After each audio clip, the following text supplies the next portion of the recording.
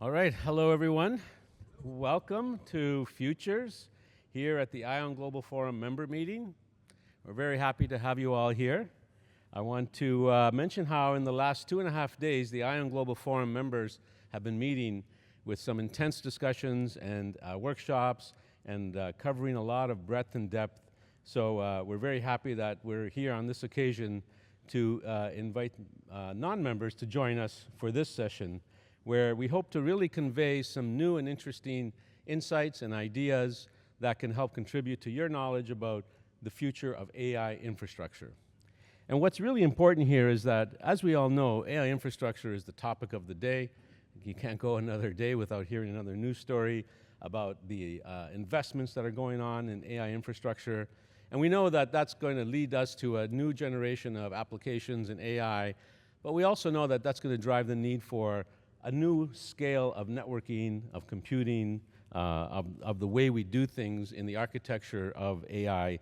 And so from this point of view, today is an important session for everyone to understand what is driving some of those needs and what are we going to do about it.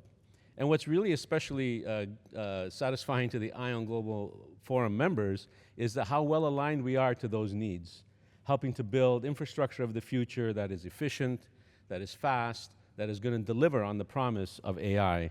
So it's been a very opportune time for this IOWN Global Forum to come together and focus on this very important need going forward. And now, you'll hear more about the IOWN Global Forum later in the session, but with over 170 members now, over the last 5 years, we've grown significantly, and now reaching out to non-members to bring them into the discussion as well, and I think that's an important milestone for our forum. Now, also, what's especially important is we're here in Dallas, Texas, which is, you could argue the center of AI infrastructure build-out. Every time there's an announcement, there's more billions coming into Texas, and the numbers are showing it, and the future of build-out here is going to continue. It's also a great place where there's a strong ecosystem of cloud providers, of semiconductors, of software providers, of telcos. And so it's a great opportunity for us to be here in Dallas, in Texas, to talk about these challenges and opportunities going forward for AI infrastructure. And I'm very pleased to talk about what our agenda looks like. We put together, I think, a very exciting agenda with some very strong speakers and subject matter experts. And so let me just cover some of that right now. Oh, just in case, this is your Wi-Fi, if you haven't seen that. We have some exhibitors that you'll be able to, to visit afterwards, after the sessions, and they're at the end of the hall, but just to show you who those are. So here we are with today's agenda, and this is the opening remarks will be from Dr. Kawazoe-san, and he will come up here right after me. And then we'll have Gregory Allen, and he'll speak a little bit about the explosive opportunity that AI is driving. And then we'll have a panel. So in between those two, we'll have a break to bring up, not a break, but we'll have a few minutes to set up the panel. There will be a networking break. I don't have it in front of me, around 3, I think. And we have to be back in this room around 3:30, and we'll be back in this room at 3:45. And then we'll finish off the afternoon with 3 more presentations and discussions. So with that, I'm very happy to have you all here. Thank you very much. And looking forward to great engagement and discussion with all of our experts and panel members. So with that, please welcome, help me welcome to the stage Dr. Kawazoe-san. But before then, a short video. A world with minimal energy consumption. The answer to climate change. Create another world. The other me is there. An infrastructure that self-evolves.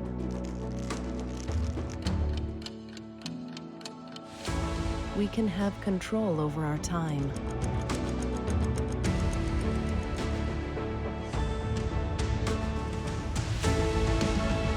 All future paths can be predicted. We can transcend our human potential.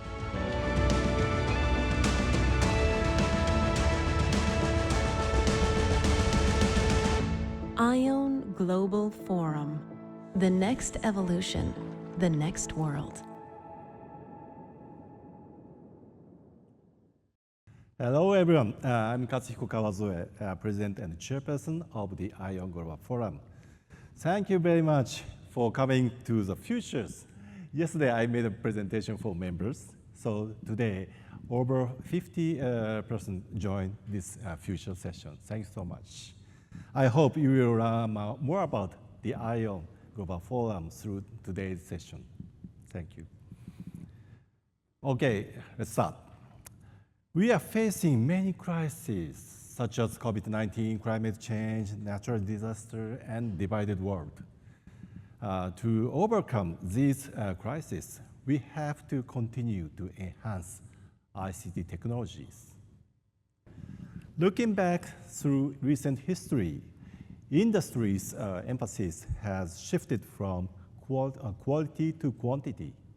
And now, value will become more important, that is friendly to each culture, people, and the earth. A new communication infrastructure is required without depending on unified protocol like the internet. But this is a big challenge. As you might aware, we have other big issues. Internet traffic is growing exponentially. Therefore, a lot of computers are used to process large amount of data, especially for AI.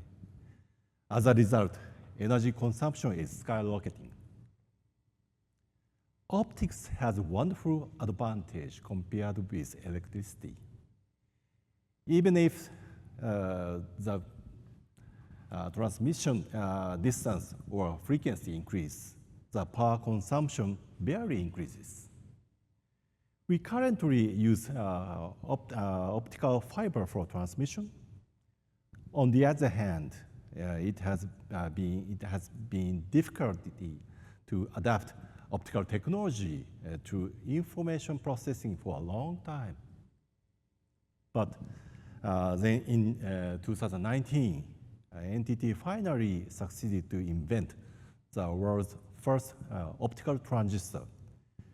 This innovation was the origin of IOWN. IOWN stands for Innovative Optical and Wireless Network.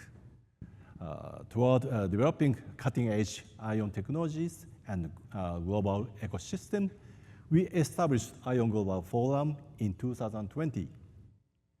Please watch the video to explore the future IOWN envisions.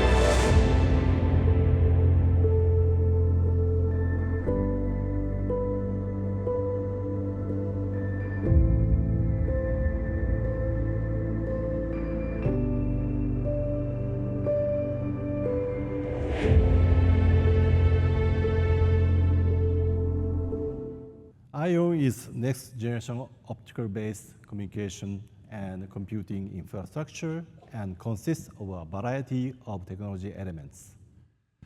Performance targets of IOWN are 100 times higher energy efficiency, 125 times higher transmission capacity, and 1 to 100th end-to-end latency. Now, over about 170 member companies all around the world are working together toward this shared vision. IOWN Global Forum member companies come from diverse industries such as technology companies, manufacturing companies, and user companies. Over the past years, we have been actively developed many technologies and involved in presenting a wide range of POCs and use cases. These efforts have demonstrated the potential of IOWN technologies. Let me take a moment to share some recent trends with you. As demand of GPU resources for AI computing is increasing, requirements for improving the performance of data centers by connecting multiple data centers are also increasing. To meet the growing demand, cloud providers are working to introduce high-capacity optical networks. However, these optical networks are only being used for point-to-point connections within the same cloud provider. In recent years, the need for data centers has been greatly increased by generative AI, especially for inference. To meet the growing demand, new companies providing GPU as a service have begun to enter the market. These companies, called neocloud, are growing fast and getting a lot of investment. Neocloud providers are reshaping today's cloud environment. Until now, AI computing resources could be provided by each cloud provider individually. From now on, AI computing resources would be provided by multiple neocloud providers as well as hyperscalers in harmonized connection. As a result, optical networks between data centers will need to more open and dynamic connection to support sharing of computing resources, I think. And I believe that the IOWN all-photons network can handle this growing complexity. In June 2025, we proudly launched Release 3 of the Open APN functional architecture. This is a key milestone toward the development of APN. Open APN enables open and standardized optical networking that can dynamically interconnect each cloud provider and neo-cloud providers. This works well for supporting the rising demand for AI. By leveraging IOWN, we aim to achieve these three key performance improvements between endpoints. Moreover, this year, we started the discussion about fourth pillar of IOWN as part of our vision toward 2030. It's beyond digital. By unlocking the potential of ultimate precise clock and quantum technology. Please join us, the IOWN Global Forum, to pioneer the future beyond digital limits. This concludes my presentation. Thank you for your attention.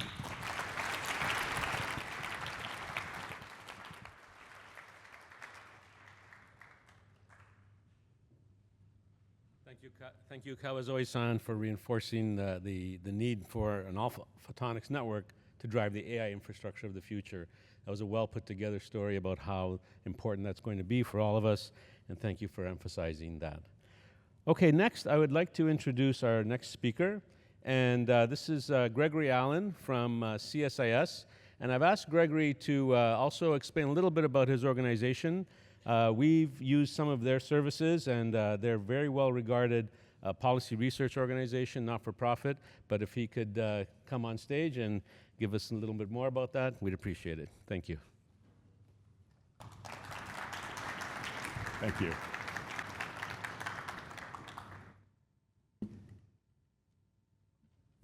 Well, good afternoon. It's a pleasure to be with you all here today. As you just heard, I'm with the Center for Strategic and International Studies. So we are a think tank based in Washington, D.C., who provides advice to the government, to nonprofit organizations, to international governments, and to companies who are trying to understand the dynamics that are shaping our world and what they might want to do about it. From my own perch, I am the senior advisor at the Wadhwani AI Center, which means I am the AI policy person at CSIS. And this is a field that I have been studying for nearly 10 years now, which in Washington, D.C., makes me what qualifies as an old-timer in AI policy because of how new this field is. But the reality is that AI actually stretches back and has a long history. And I want to talk a bit about that to situate us in the present moment. I have an advertisement from a computer magazine from the 1980s that I really enjoy looking at. So on one side of it, it's talking about kilobyte hard drives that cost thousands of dollars. We've come a long way. But there was another ad that is talking about an AI product. And this AI product was an AI accountant. This is an AI system that will do your taxes for you. Well, here in the United States, filling out our tax forms is a very painful ritual that we go through every single year. And so I was so curious what the features of this AI accountant were back in the 1980s, for which they were charging quite a bit of money. And the answer is that if you inputted all of the data, it would output all of the data in the standardized format of the tax tables. Now, what's interesting is that in the 1980s, no one disagreed that this was artificial intelligence. In the 1980s, the leading computer scientists, as well as average people who would buy this product, all agreed that this was artificial intelligence. Today, that product has been a victim of its own success. Now it's only software. Because by ceasing to be new and novel, it has ceased to be AI. But the reality is that that was an incredibly successful product. Contrary to the way the history is told of an AI winter that occurred in the 1980s, the reality is that many of those techniques for deterministic, rules-based software underpinned the software revolution of subsequent decades. We just stopped calling it AI because it seemed so familiar. Well, that was the first AI revolution that we've lived through and that the economy has gone through. I would say that the date of the second AI revolution is the machine learning revolution of 2012. And whereas that AI accountant, you had to input all of the rules in order to create that system by combining a human expert accountant sitting side by side with a computer programmer who can take the knowledge that's in that accountant's head and put it into the rules of the software. That was that revolution. The revolution that occurred in the 2006 to 2012 timeframe was the machine learning revolution. Whereas instead of having human fingers type out all of the rules, you fed a learning algorithm a training data set, and it learned those rules for itself. It wrote the program by itself. Of course, it required a lot of human oversight and help. And that machine learning revolution we've really been living through since 2012. You experience it in many functions that I'm sure you use every day. The facial recognition that unlocks your camera, the speech recognition that you can use to dictate a text message when you're talking to your cell phone. My favorite example of this machine learning revolution comes from a commercial satellite company, Maxar. Maxar, if you've ever seen in the newspaper pictures that are satellite photos of a war zone or a disaster zone, or even just interesting features of the Earth's surface, usually it's Maxar that takes these pictures. Now, Maxar has many, many, many satellites orbiting the Earth. And these satellites take so many pictures of the Earth's surface that it actually exceeds their ability to analyze those images. They say that if they wanted to have one trained satellite imagery analyst look at all of their pictures, then the amount of pictures that they collect in a single day is 85 years worth of work for an imagery analyst. Well, there's two ways you can solve that problem. One way is to hire 85 times 365, and you'll probably need to run 3 shifts a day. So 85 times 365 times 3, that's how many imagery analysts you need to look at all these pictures. But that doesn't result in a profitable company at the end of that story, and Maxar would like to be a profitable company. So they used those machine learning computer vision techniques, the same ones that underpin facial recognition, but they applied it to their satellite photos. And that allowed them to say, of these pictures, this is an empty ocean, this is an empty ocean, oh, here's some oil tankers. We actually know what oil tankers those are, and we can predict what the price of oil will be based on how fast these tankers are moving to their various destinations. So the application of AI allowed them to maximize the productivity of their human workforce by recommending what pictures would constitute the best use of their imagery analysts' time. That was an amazing application, but the reality is that there are countless other applications that have been diffusing throughout the machine learning-driven economy. And it has made applications that used to be expensive and complicated or unwieldy feasible in a way they were not. I have some friends who used to work for DARPA, which does a lot of advanced research for the United States government, and they talk about their colleagues who tried to crack the nut of facial recognition using the first wave AI approach. And after hundreds of millions of dollars, and many, many years of genius computer scientist time, they had almost nothing to show for their efforts. Because that was a problem that was just not amenable to that rules-based approach that did work for AI accounting, but did not work for imagery recognition. So that was the second AI revolution, really born of bringing NVIDIA GPUs together with modern neural networks and learning techniques. It started in 2012 and exploded to many things that you probably saw in the news, such as when DeepMind's AlphaGo system defeated the world champion at Go, but also many things that just moved into the background of your daily life. And so now we're entering a new era of AI, and so this machine learning revolution is once again suffering a demotion. In Silicon Valley, it's often no longer AI unless it's a large language model. And that really gets us to the ChatGPT revolution that began in November 2022 when that product launched. And that product, I'm sure you've heard, has so many exciting milestones behind it. It was the first product to reach 100 million users in only a handful of months, reaching 100 million monthly average users. The most recent disclosure about their user base, which comes from July 2025, was 700 million weekly average users.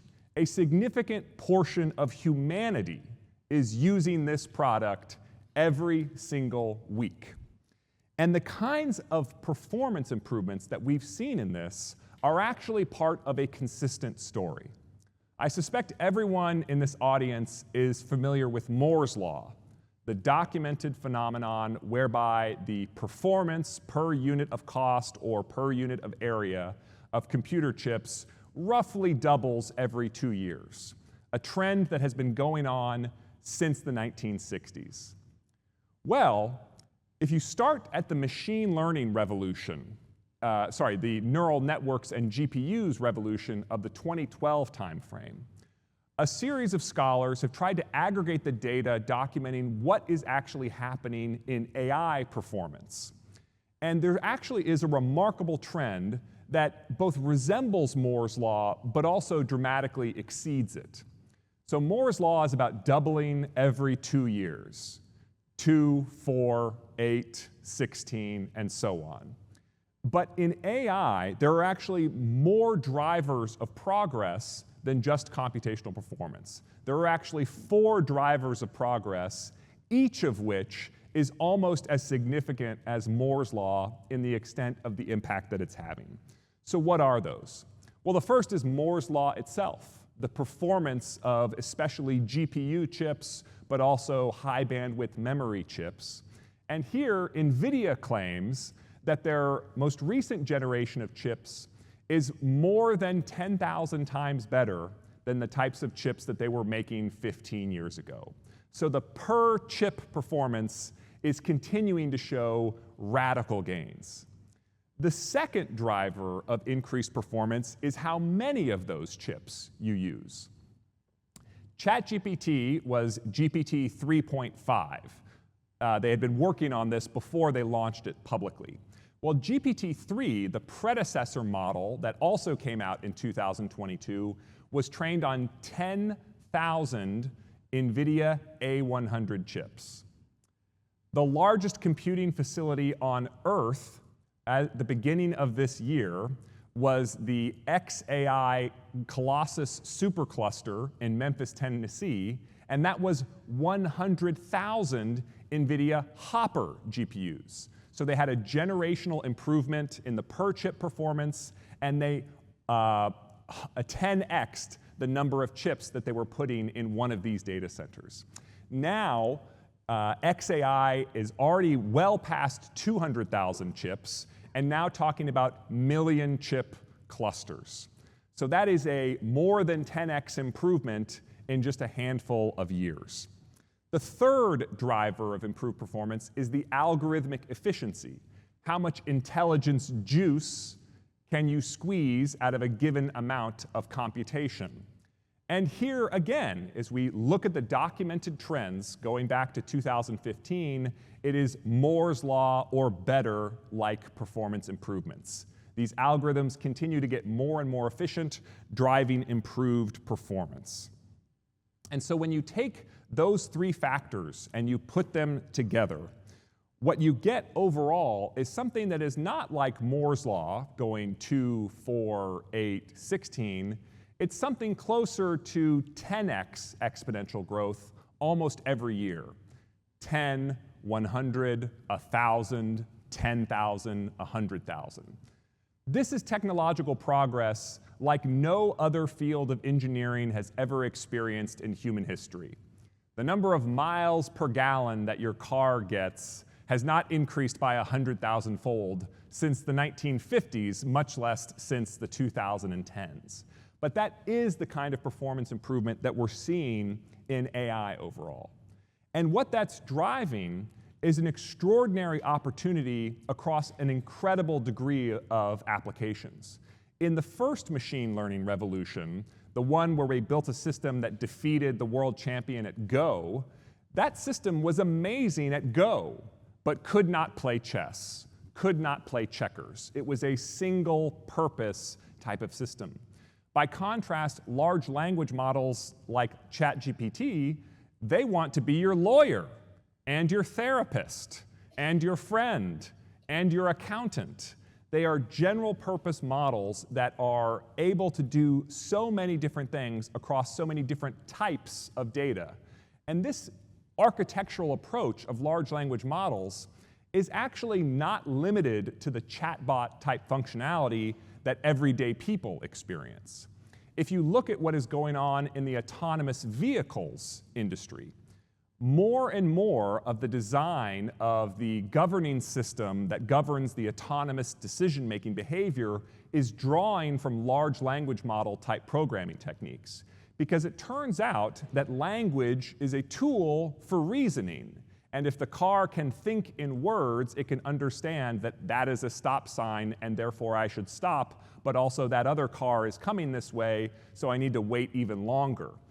What I'm saying here is that there is a convergence where this new paradigm of AI that most people are experiencing in chatbots actually has applications that are just as diverse as the first AI revolution in rules-driven software and the second AI revolution in machine learning software. Large language models are going to eat the world, to use Mark Andreessen's phrase about software. And the performance improvements keep coming. This is what's so remarkable about the field of artificial intelligence. I was talking with one of my friends who is one of the most talented programmers on Earth. He makes far, far, far, far more money than I do working at a research think tank nonprofit. And he said that even though he was intimately involved in creating these AI systems, that in early 2023, he said, I never use them for my work, they're not useful, I'm just too good at my job for these systems to be helpful to me. And 6 months later, when I was asking him this question again, he said, the performance has increased so much that my life has fundamentally changed. All day, every day, all I do is interact with this AI system that is helping me to create code.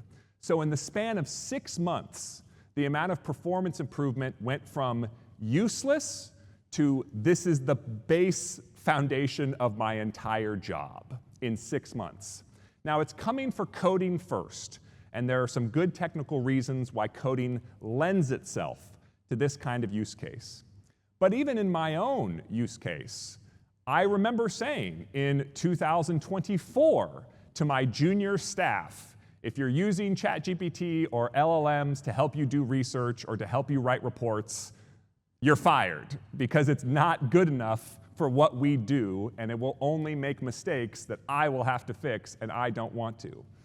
But the performance kept getting better and kept getting better, and new capabilities like deep research are now such that there are real use cases where it is a good use of our time. And this is only where we are today. Imagine where we might be in 3 years or in 5 years when the performance is 1,000 times better, 100,000 times better, 1,000,000 times better. That is the economic opportunity that all of you in this room are helping to enable. Because the greatest bottleneck that this revolution faces is around electricity and computation. It can happen if we can get the power there, if we can get the networking there, if we can get the data clusters to talk to each other. But that is no small feat. And the opportunity that I've been talking about is the reason why just the top technology firms in the United States alone are preparing $350 billion of capital expenditures in this year alone. Now that number is so large that it's almost difficult to even conceive of what it means. But I actually looked into this, and at the peak of the Cold War space race, the Apollo moon program was never more than 0.5 percentage point of GDP. And this year in the United States, AI capital expenditure could potentially be twice that. We are literally living through a scientific and industrial research program that is larger than the program that put human beings on the moon. That's the degree of investment. And why is that investment there? It's because these companies are chasing that incredible growth in performance and the economic revolution that it portends. The CEO of Google DeepMind, Demis Hassabis, he has predicted that the AI revolution will be 10 times larger than the Industrial Revolution of the 19th century, and it will be 10 times faster than the Industrial Revolution of the 19th century. And how could this possibly be true? Well, in any technological revolution, there are all kinds of bottlenecks. Even if a steam engine is better than a horse for generating power, there already are farms to raise horses. Whereas if you want to use a steam engine, you have to now get a reliable supply of coal that somehow has to arrive on a schedule. There are very high switching costs, even if the overall performance is attractive. What's interesting is that AI is perhaps the first technology that can play a role in solving so many of its own bottlenecks. The idea of reworking workflows so that they can take advantage of these capabilities, that reworking process is something that AI itself can contribute to, which is part of the reason why this revolution is expected to go so fast, why you can have experiences like my colleague had going from it's useless to it's my everyday. The challenge, of course, is coming from the power sector, and it's especially acute here in the United States. In the United States, since 2007, the compound annual growth rate of electricity generation in the United States is 0. There has been no additional generation of electricity in the United States. There has been a great deal of change in composition of the generation of electricity. Less coal, more solar, and other types of energy, but no overall growth. And that's going back to 2007, which means that most of the executives in the electrical industry in the United States have lived through most of their career never having experienced any growth, much less the breakneck pace of growth that the AI revolution is bringing about. And the nature of this demand is very different than the electrical system is used to dealing with. The growth in electrical demand from, say, electric cars is going to be very diffuse because cars are spread all over the United States. By contrast, the energy demand of many of these data centers is something like we want a gigawatt or 5 gigawatts in a single campus, a single facility. From the perspective of the people who plan the electrical grid, that is like a black hole appearing, just sucking endless amounts of electricity with a relentless pace of demand. And if networking technologies get better, then we can distribute more of that computational load and thereby distribute more of that electrical load to make this a more viable transition, which is why the IOWN Global Forum is doing such important work in this regard. So to come back to where we stand overall in this story, we all are part of one of the most exciting industrial projects that has ever happened. And even if some of the bear case scenarios for how progress in this technology might stall, I would say my own personal belief is that maybe this technique for AI or that technique for AI will plateau. But the overall field of AI has attracted so much of humanity's top talent that even if one type of paradigm encounters a bottleneck, I imagine another new paradigm will come up to solve it. And we've seen just a version of this just in the past few years, when scaling of training large language models started seeing diminishing returns, and very shortly thereafter, we started seeing the benefits of scaling the inferencing side of AI and bringing about reasoning models. So as we encounter challenges as a field, I think we have a very documented history of overcoming them. And the economic opportunity on the other side is so promising that Meta CEO Mark Zuckerberg described it this way.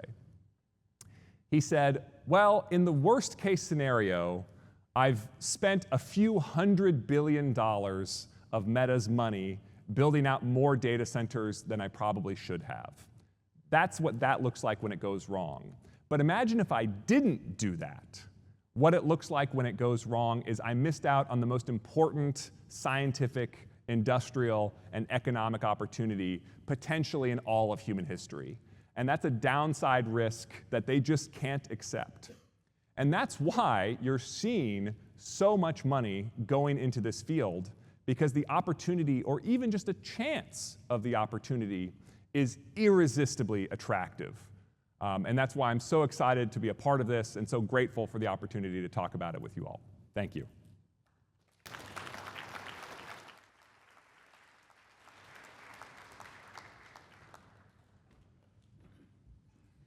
Well, I was going to try and summarize that, but I don't think I'm going to try that anymore. That's an incredible talk. Gregory really captured a lot of information and really sets the stage for us today, but also for a lot that we listen and hear about. I learned a lot about why this is happening, and so I appreciate it. I'm sure if you want to learn more, you can go to csis.org. Thanks again, Greg, Allen. Appreciate that very much. All right, now we're moving on to a panel, so there's going to be some furniture moving going on. Is that correct? Yeah? So just a 2 or 3 minute break, talk amongst yourselves. Were you afraid of what you heard? Were you happy? Just think about it some more, and we'll get some chairs up on stage and get to the panel. Thank you.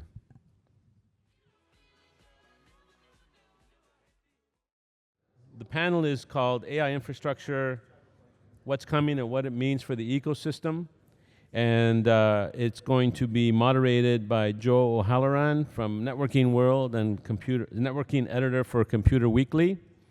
And we will have 3 participants. I will allow them to introduce themselves. One from NTT, Global Data Centers, one from Microsoft, and another from Intel. And I forgot to mention when I started, my name, by the way, is Vito Mabruco. I am from NTT as well. And we are very pleased to be here with you today. So if you can start coming back in, and if I can invite the panelists up on stage, and we can get started. Thank you.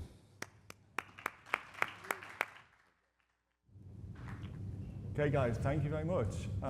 My name is Joe O'Halloran, and networking editor of Computer Weekly.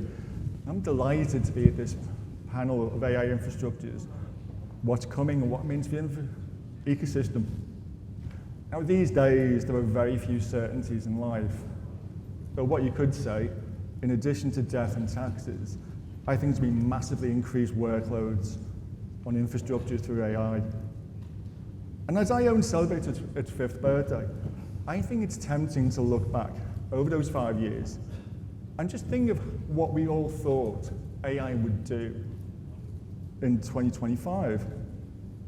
And as Gregory very eloquently said just now, AI is certainly nothing new. But it's safe to say that hardly any of us knew just how much AI would grow so strongly, by how much, the types of AI we'd be using, and where it's deployed. And I've got to say, Gregory really frightened me by saying AI is being used as a lawyer or therapist. I think I'm a bit too old for that one. But we have to deal with the world we live in. And what is this world? I get every day messages from the technology industry and the ecosystem about what AI will do. I'm just going to call out a few things that really struck with me, because I think they encapsulate what is going on. Kai Prigg, the Executive Vice President, Enterprise Operations at Lumen Technologies, said this very bluntly.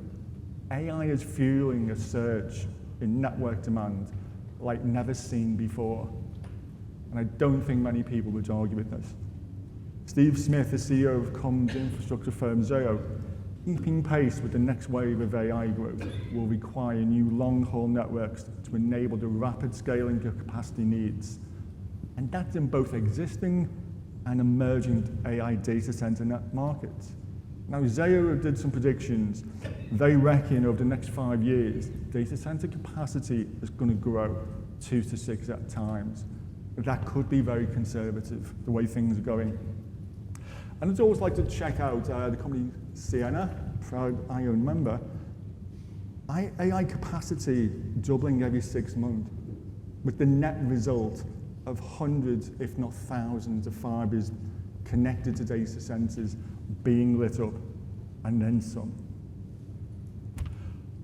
As you can hear, I'm from the UK, and closer to home, our leading comm provider, BT, released some very interesting information earlier this year about its key network challenges and requirements for its business network operations. Key thing, a huge impact on its network through AI training models. What it predicted was the movement of massive data sets. In fact, it described them as elephant flows, continuous transmission over extended time of massive amounts of information. And what issues did this bring? Well, they were looking at tail latency, job completion, network inconsistencies, accuracy, congestion management, scalability. Coming into IOWN, I hope some of you here were in Stockholm in April, a very, very interesting meeting of the European branch. And analyst Omdia, who are now a stablemate of Computer Weekly and the Informer Group, they published a very interesting white paper which I would really recommend anyone seek out and read. And I'll just quote you what the top line was. To drive the continued growth of the global AI economy, optical networks will need to evolve significantly to deliver the enhanced capabilities needed. Not just deploy optical networks, significant evolution. Omdia calculated that data center capacity would grow 57% in the period 2024 to 27. Lower latency would be required to meet advanced application and service requirements. The cloud-like agility to match bandwidth and supply would be the basis of service utilization. Yet in addressing the surging capacity, Omdia was very, very keen to emphasize this all had to be done within very tight CapEx targets. But I don't think there's a company out here who's getting more money from their budgets for CapEx. The other key thing, and again it's been mentioned all week, about power consumption. These optical networks at Omdia would see reduced power consumption a bit to meet sustainability goals and reduce energy costs. Think of this now from just the business benefits of this. They also predicted greater network robustness and security was required. Well, that's kind of table stakes.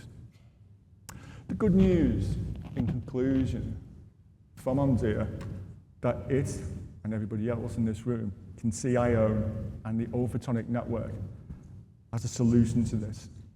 And that's what we're going to concentrate on today, looking at the three basic pillars: capacity, latency, energy efficiency.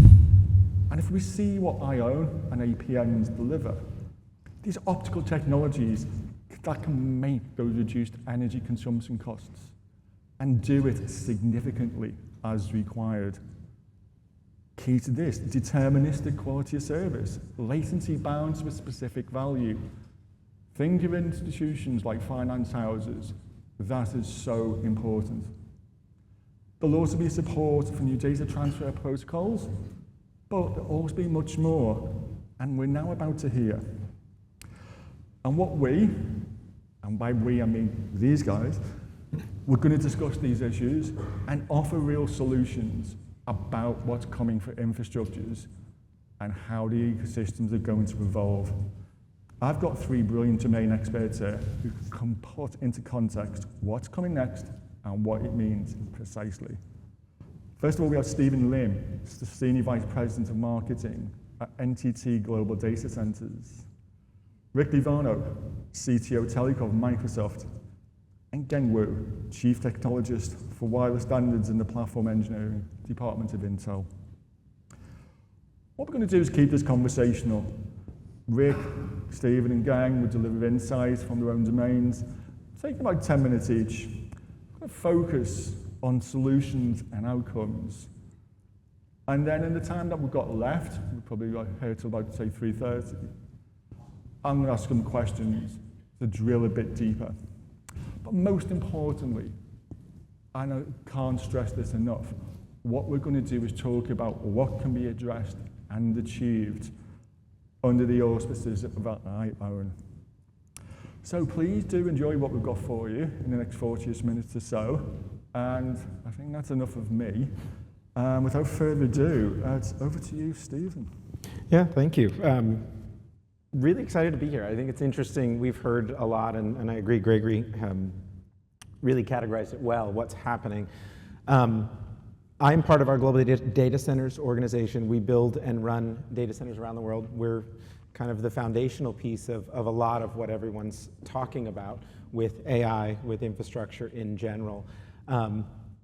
When we have these conversations, Vito and I were chatting about this yesterday, really what does IOWN mean and where are we at within the data centers piece specifically? And so if we look at what's happening in the data center industry, the demand continues to grow exponentially. We can't keep up as an industry with what's happening in demand. And if you think about the history of that, you go back the last 5 to 10 years, driven primarily by the hyperscalers, the large cloud providers, who were both building data centers and leasing data centers around the world. And that's been growing at in excess of 20% year over year for many, many years. In the last 2 years, on top of that, we've now seen this push for AI, which is adding, by some estimates, an additional 20% year over year growth. That is a dramatic demand curve that the industry is struggling to figure out how do we deal with. What does that do in terms of where the constraints are? The two primary constraints that's driving, one is, as Gregory talked about, power and availability. It's a fascinating statistic that there hasn't been new power generation in the US. I'm not surprised, but I wasn't aware of that definitively. The fact that we're not increasing our power output to account for this increasing demand. We're seeing that in everything we do. Part of what we do when we look at development is starting with power. I can tell you if we go back 10 years ago, we never looked at power. We assumed wherever we were going to build, we had power and we could get it. We can no longer do that. So we're talking about power as that starting point. What goes hand in hand with that is where is the location. And the traditional data center model, the traditional networking model, is a concentration in a few small areas to manage latency. The availability zones that Microsoft talks about and deals with is really set that standard where you have to be in a very specific geographic area. And so that makes it very challenging when you get into urban centers, particularly in places like Japan, where you're trying to build in Tokyo. There's not a lot of extra land to build large-scale data centers. And the data centers are getting bigger and bigger and bigger, as I think everyone in this room knows. And so one of the things that we're most excited about it with IOWN and the APN networks is how do we solve two of those major constraints? Well, the first is the fact that we can now start to distribute data centers in different locations. We don't have to be as concentrated. We're not losing that latency and we're not losing that bandwidth. And so as we look at that, and we've done a couple of tests in Virginia and in London and in India as well, and we're seeing that we can now look at places that maybe are farther outside those traditional AZs. And so that's exciting when you think about that. We can now look at where we want to be and find lower cost areas or places that may have power availability. The second that is really kind of more future focused is the fact that if we can lower the power usage, we can then extend what we can do within a given footprint of a data center. One of the big challenges with AI in particular and the GPUs with NVIDIA, high power consumption means high heat creation. A very obvious statement, but how you deal with that heat is difficult. Traditional data centers all use air-cooled. As an industry, we've mastered that. We do that really, really well. That doesn't work for high-density deployment environments. The joke I always say is it works, but your wind speed would have to be in excess of 100 miles an hour. And so try working in a data center with 100-mile-an-hour winds blowing constantly. It's just not going to work. And so everything is moved to liquid cooling. And so you have to have a different design. That cost of that build is significantly higher. If you think about the net effect of what's happening in IOWN and APN and where it's going, if it lowers that heat output, maybe we don't have to put in such robust infrastructure, liquid cooling and heat exchangers, and maybe we can extend air-cooled and other solutions. I was talking to someone earlier today about that, and what I get excited about on that one is we also have aging assets that are leveraging older technologies, air-cooled, things that will not work for today's AI deployments. If we're able to deploy, solutions that use much less power, maybe we can extend the life of those. It's a very different sustainability story, but one that we really like because the alternative is either rework or tear down and rebuild the building, which is obviously not a cost model that we want to get into. And so those factors for us are super, super exciting. And we're, one of the reasons when Vito called, I was jumping to come and be able to talk to everyone here to be able to hear more about where it's going, but helps us think about how we can solve some of those things in the future. Thank you, Stephen. Now, again, when we do in the background, Rick and I were talking, and I think everyone knows about Microsoft's key role in AI and infrastructure is absolutely expansive. But there was a phrase we used before about avoid creating a storm of noise that ultimately you take one step forward and 2 steps back. And that's what I'd like to draw out from you, Rick. You know, the experience at Microsoft, what needs to happen going forward. Yeah, thanks, Joe. Pleasure to be here. So I'm Rick Leavin. I'm the CTO for the telco industry at Microsoft, and I'm responsible for Microsoft's technology strategy as to how we address the needs of operator partners. Yes, we know a thing or two about AI at Microsoft. So our last fiscal year, we spent upwards of $80 billion. So Greg, we're on target to hit that 350, or at least be part of that, 350 billion. For this fiscal year, we're on track to actually exceed that by a significant number, right? So as you can tell, we're spending a lot on AI, on data center infrastructure, and of course, on the network that connects everything, right? That's the critical piece. We got to light up those data centers with the networks from our own network that we built, as well as those of our partners, many of you who are here today. We're building this capability, this AI foundational capability and capacity, not for ourselves necessarily, but for our enterprise customers, right? So that's really the primary need. Yes, of course, we also eat our own dog food, as they say, and you referred to one of those challenges, which I'll speak about in a second. But the reality is that it's really a network built for our enterprise customers. We like to say that we are now in the process, or we built the network for AI to deal with a lot of these challenges that Greg spoke about. And we built the network for AI by infusing AI in the network. And so that's absolutely key. We would not be able to scale our network using traditional means and essentially hiring more headcount each time that we grew our network to try to keep up with the growth of AI. And so AI, of course, becomes an intrinsic and critical part of our investment. Now, interestingly enough, you mentioned what are we doing in the network? Well, AI is not just on the network, of course. It's across the business. We work with our telco partners on a daily basis. Of course, I have great conversations. And we feel that telcos are really investing in AI across their entire business. It could be around elevating customer experiences. Of course, that's where AI exploration begun in most of the telcos, right? Let's go into the contact center and try to create better experiences, improve NPS scores and such. And from there, it's ballooned across the entire company. So we see AI transforming business operations. All those legacy OSS and BSS systems are now being fronted by AI agents that can really automate and streamline a lot of those processes. We see it around modernizing the network, and I'll spend a minute or so on that. And lastly, we see AI now as a way to reinvent the products and services telcos have had for generations, right? So think of AI infused in the carrier voice network and the types of services that you can deliver. AT&T just announced last week a personal AI assistant that's actually bound to the mobile voice network. And so that's a pretty exciting new potential revenue opportunity.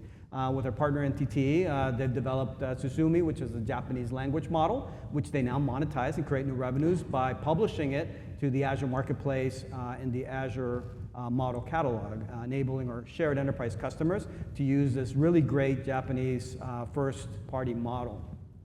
Now, around the network, we've built an absolutely gigantic network, 500,000 kilometers of fiber, first-party fiber across the world, and of course partnerships with telcos across every single country where we operate.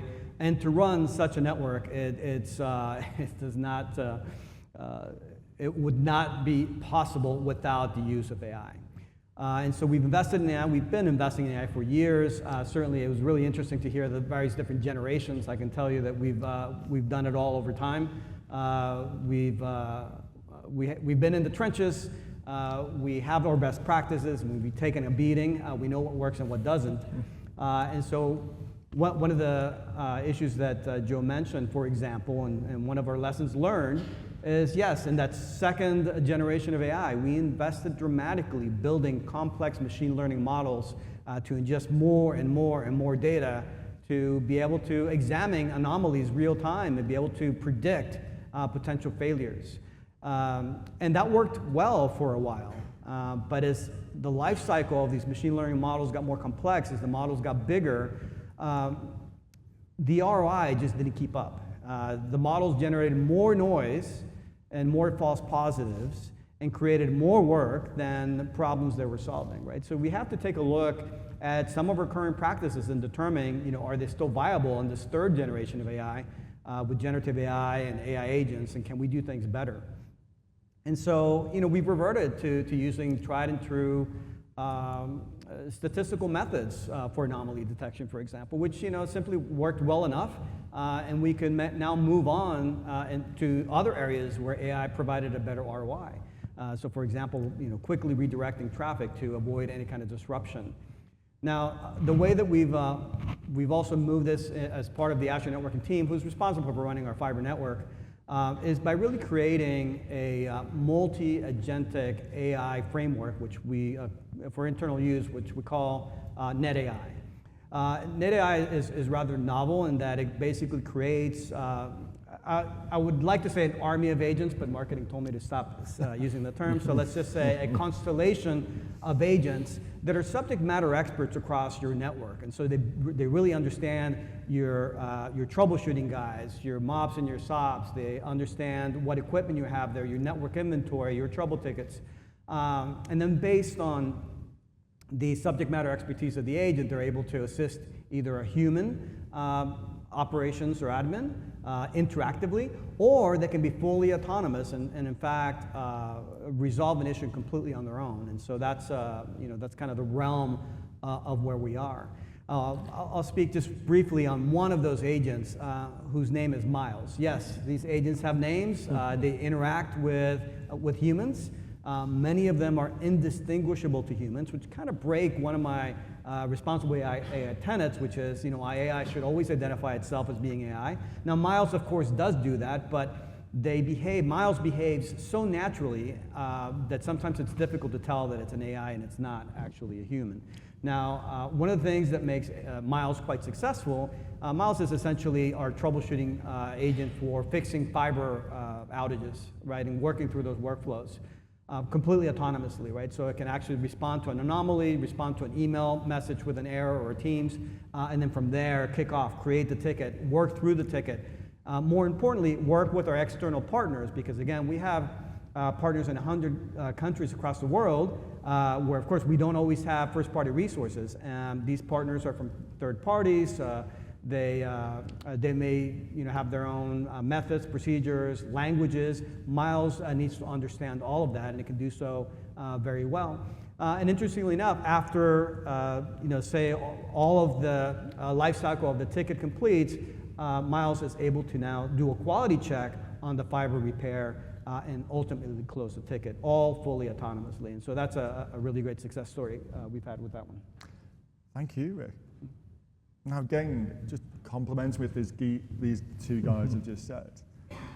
Intel needs no introduction, but perhaps what does need an introduction is the work Intel is doing within IOWN and the types of solutions, what you're working on with regards to AI, machine learning, language models, and the whole transport issue.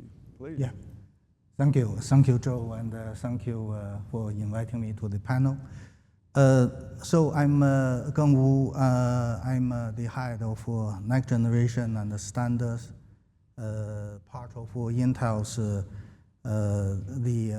the edge network edge group with a special focus on 5G and now 6G technology and infrastructure development. So as Joe mentioned, so I will focus primarily on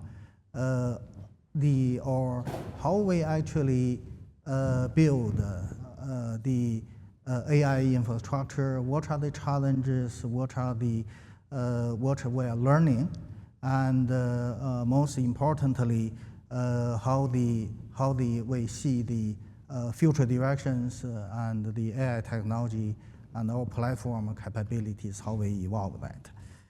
So from a semiconductor components and platform AI infrastructure, the platform provider perspective, we basically see three fundamental capabilities that we need to provide to the market.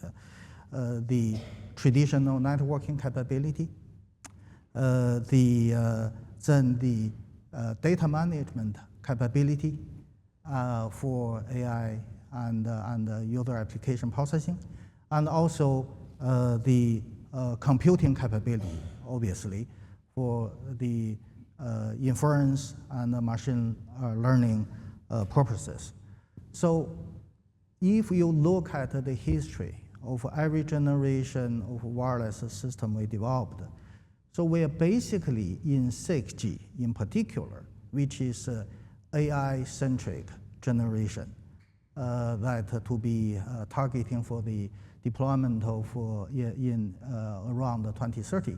So we are basically evolving from a one-dimension engineering challenge, which is networking, to actually three-dimension challenge, system design challenges that involves the networking, computing, and data management.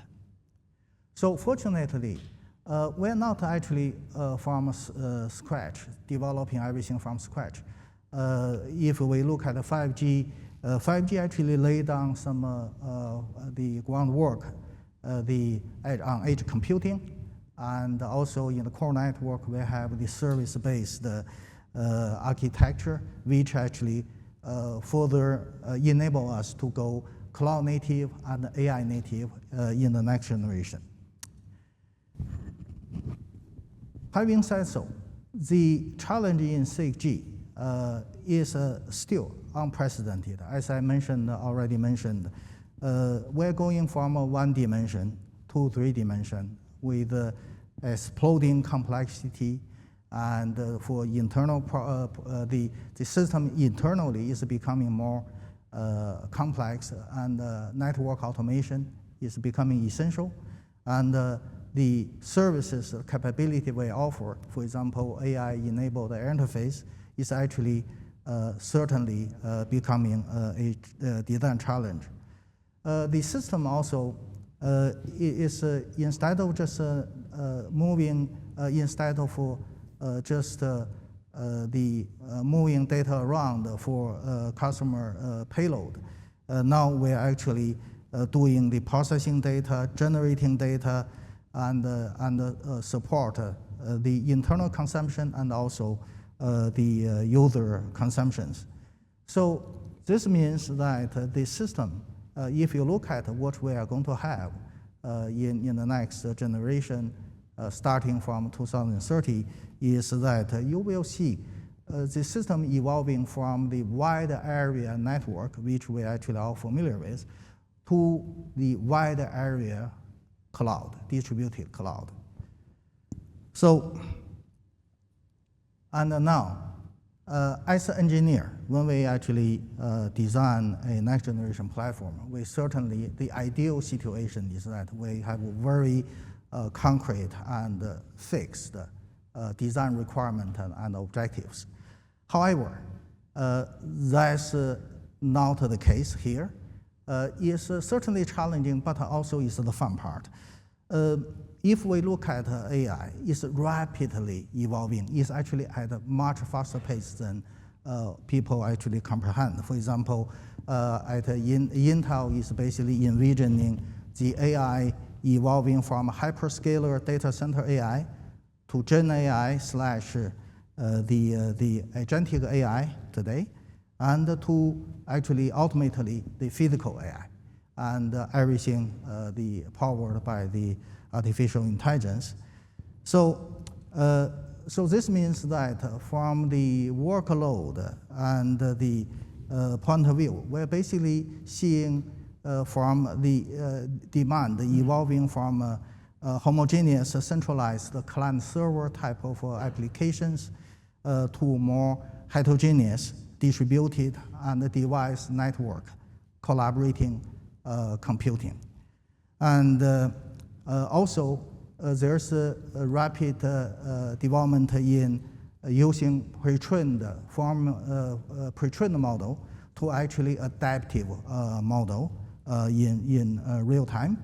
And so all those basically require the transport network that actually enable and support such a system to be really order of magnitude more performing, and in terms of capability, in terms of configurability, and also latency. So there are several important things everyone talk about. For example, we need cost efficiency. And as many speakers already mentioned, AI obviously is not cheap. And if we really want to further grow the market and apply the technology to benefit everyone, being efficient in development, deployment, operation, and evolution, reconfigurability is actually essential. And this is a part of the technology that IOWN Global Forum is focusing on, and we are very excited about. And it also needs to be energy efficient. Historically, energy efficiency is mostly about the cost, the utility bill. However, nowadays, as many speakers and Gregory in particular mentioned, that really is actually becoming a factor of feasibility. And we have to conserve power to be sustainable. And one particular thing, actually, in particular for 6G, I would like to highlight here is that how can we efficiently support the fallback capability in our platform? What fallback means is this. What we are doing today in the 5G Advanced and the 6G is that we are starting to look at different interface processing blocks, replacing them with AI-enabled function block. However, in the foreseeable future, we do anticipate the need to support fallback as an essential function, and for many, many different reasons. We're operating in very diverse environment, a very challenging environment, and there's a maturity of the algorithm, AI capability, et cetera, et cetera. So we need to fall back. However, this actually put a unique challenge to the platform providers, which is ultimately at any moment, you are going to actually use either the AI-enabled function or either the traditional implementation. What you do not want to happen is you actually implement both and then use half. And another important thing we're actually getting from operator community is that everyone needs the system to be far more cost efficient. So therefore, really, how to try to support the fallback capability without throwing out almost half of the cost, hardware and software. That's actually a unique capability. Now, back to IOWN Global Forum technologies. So as everyone very familiar with, there's an APN, all photonic network. There's also a DCI, data-centric infrastructure. So that principle, actually DCI principle, has been pretty much used in our platform design principle. And so in conjunction with the APN technology, basically we achieved the full programmability across every layer, from the service layer to the capability layer, platform capability layer, to the transport layer. We are able to actually achieve full programmability, configurability across layers. And the search actually design is in fact essential to adapt to the rapidly evolving system requirements as we basically learning from real life that agentic AI actually there's so many type of agent, and the workload really is dramatically different. The signal processing, the data, amount of data, where the model reside. So they are actually, we do need this capability to actually manage this practically in almost real time to keep the system running and efficient. And then high performance transport is essential. And we need data rate, we need tremendous bandwidth, we need ultra low latency, which is the forum here is focusing on. So to summarize, from Intel, what we are doing really is that we envision the future AI infrastructure really need to be open, disaggregated computing and data management infrastructure powered by modern transport technologies developed by including APN. It need to be software configurable, scalable, expandable, and it need to be fully interoperable and at a global scale. So therefore, standardization and open implementation is critical, and it need to be efficient. And so one particular thing we did was that with our Xeon processor, with the purpose-built accelerator, we're basically able to support efficiently the 6G interface workload without throwing away anything. And so the focus really is energy efficiency, cost efficiency. We need to minimize the complexity because you go from 1 dimension to 3 dimensions, this is going to be, if you are not careful, this is going to be easily out of, the exploding into a disaster. So we also want to support interoperability at a global scale. Thank you. Thank you again. And I think that word interoperability has been used a lot this week. It's been a very interesting presentation yesterday from AT&T, which I found particularly interesting. But this whole wrapping this in IOWN and how the project's evolved, I'm getting a sense now we're at a tipping point in so much as the technology you guys can bring to the party is unquestioned.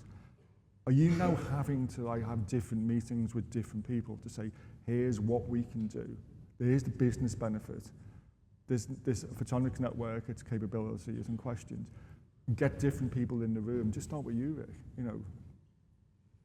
So, yeah, I mean, I would say for the most part, and I'm more focused on the AI side of the equation, right, as to how you can ultimately use AI to drive operational efficiencies, in addition to any additional network investments you do on photonics or anything else.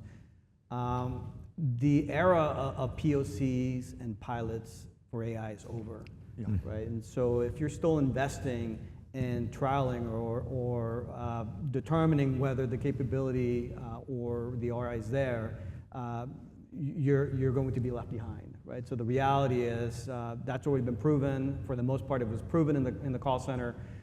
Use a lot of those learnings, use a lot of those best practices. Hopefully you've established a center of excellence around AI that can provide leadership, mentoring, and assistance to the rest of your organization, but don't spend a lot of time trying to prove a concept to do a small POC, really, because that's been there. I think clearly we've already identified where the use cases that hunt are, right? Where are you going to save money? Where are you going to be more efficient? Where are you going to be able to perhaps do energy cost savings on your RAN by using some AI models that are already well matured and can be leveraged pretty much out of the box. And so that would be our one of our key learnings.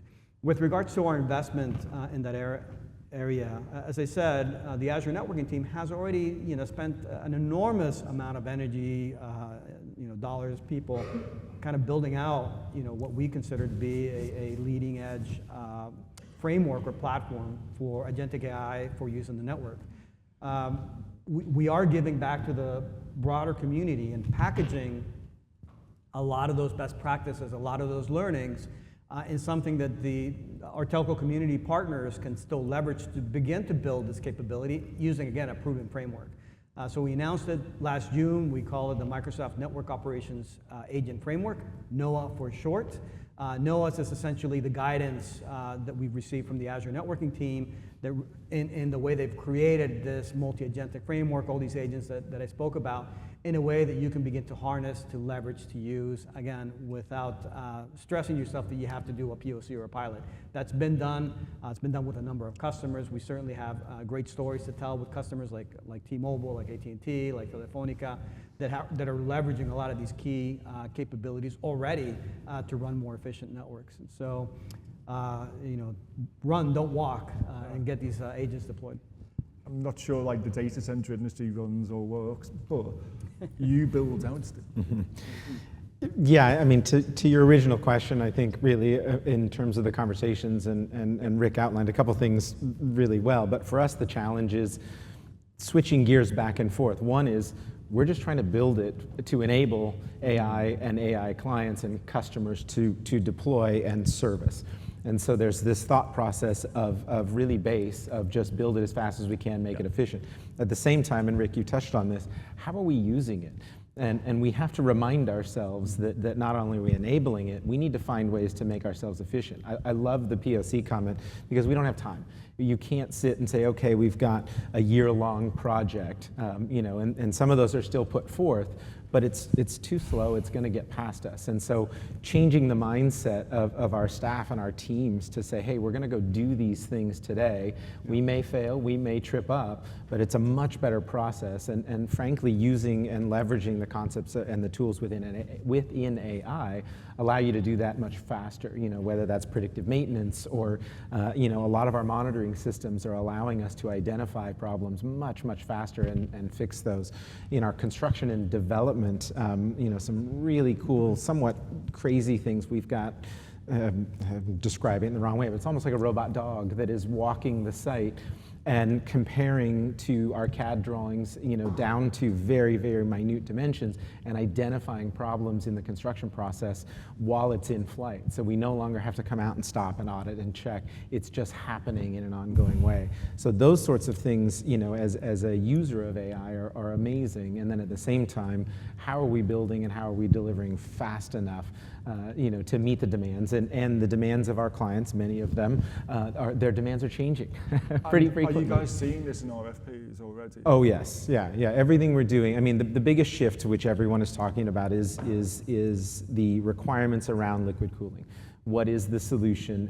And there are 3 or 4 variations that are coming out, and so each of our clients have different specific requirements, and we can't just, we're trying to get to a standard, but we're not there yet because it is so new and it is so fast. Well, I was just say be fast.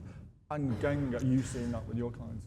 Yeah, so developing AI infrastructure has been a tremendously unique experience and a challenging experience. So basically, it's come down to how fast we can learn. That's a starting point. And how fast we can react. And the most challenging part is how far we can actually predict and forecast the future demand. So that's probably a billion-dollar question, but learning from the developers, working with the technologists, and very good industry networking, and willing to listen, and willing to be wrong and correct. So that's becoming basically essential. Everything basically is just happening 10 times faster, and we have to operate 10 times faster. One of the differences I've seen with IOWN, really, and it's a great thing about moving from POCs, is proving business value. Are you all seeing that from a client? Now, it's about the value. How would you articulate the value looking at APNs and IOWN in general? Start with you, Rick. You know, it's interesting you point that out. Everybody here's probably read the MIT report from a few weeks ago that said 96% or 95% of AI projects fail or don't actually return the value that was expected. Now, Bloomberg this morning again. I'm not exactly sure where they got that info. It wasn't from my customers though, because we're all seeing absolutely incredible value. It's an interesting point. The reality, though, is that I think everybody here has probably used Copilot, ChatGPT, one of the generative AI chatbots. And once you make it a part of your day-to-day, it's hard to put the genie back in, right? It's just not going to work. As an example, with regards to ROI, in the Azure networking team, our operations staff, each engineer, each operations person that ultimately is handling incidents, can now handle 40% more incidents. This is a real stat, right? So that is because we have, again, this plethora of agents that are helping, either making them more productive, or in some cases, like in Miles, autonomously solving problems on their own. In fact, Miles, if he was a human agent, he would be the rock star operations person in our staff, because he solves more issues than any other person combined. So absolutely, we're seeing ROIs, but what are you measuring? And let's ensure that you're measuring the right thing and you're targeting the right approaches and the right problem set in order to see that value. That's a tough one. I think, Rick, you touched on it. For us, because we are building the infrastructure to enable them to go after whatever that vision is, it's hard to quantify the value. And so for us, it's really the cost efficiency and the speed of delivery. When you look at the end result of what some of our clients are doing, some of them are no-brainers and it's clear where they're going. Some of them are much more speculative. What I will say is we try and assess that. We certainly want clients that are going to be with us for a long period of time and that can grow with us. And so we try and get a view and an insight into their business sooner rather than later.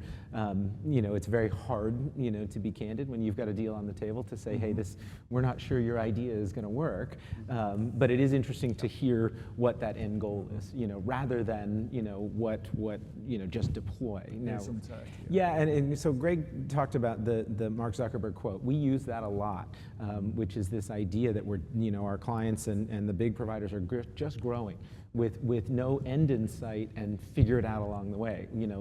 We love that. It's good for us, but it is a little unsettling that it isn't as clear cut of we're doing this today to deliver this tomorrow. Again, so as I mentioned earlier, so basically next generation platform, we are dealing with three-dimension problem.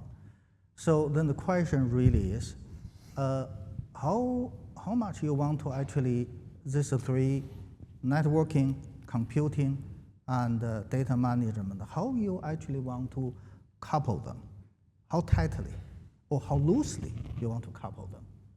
Then that's actually directly affect the complexity. If you integrate everything tightly together, the complexity shoot through the roof. However, if you don't, then how you actually manage the interoperability question. So those are things that we are working with our customers, we are learning, and that's the POC, basically, one of the aspects that the POC actually is looking into. Thank you, and an apology that we've run out of time, things have flown. What I've learned today is that AI is a therapist, a lawyer, and now a rock star, if we take anything out of this. But also thank the guys here principally, and thank you all for watching, and hopefully see you again next year. Thank you. Yeah, thank you. Thank you.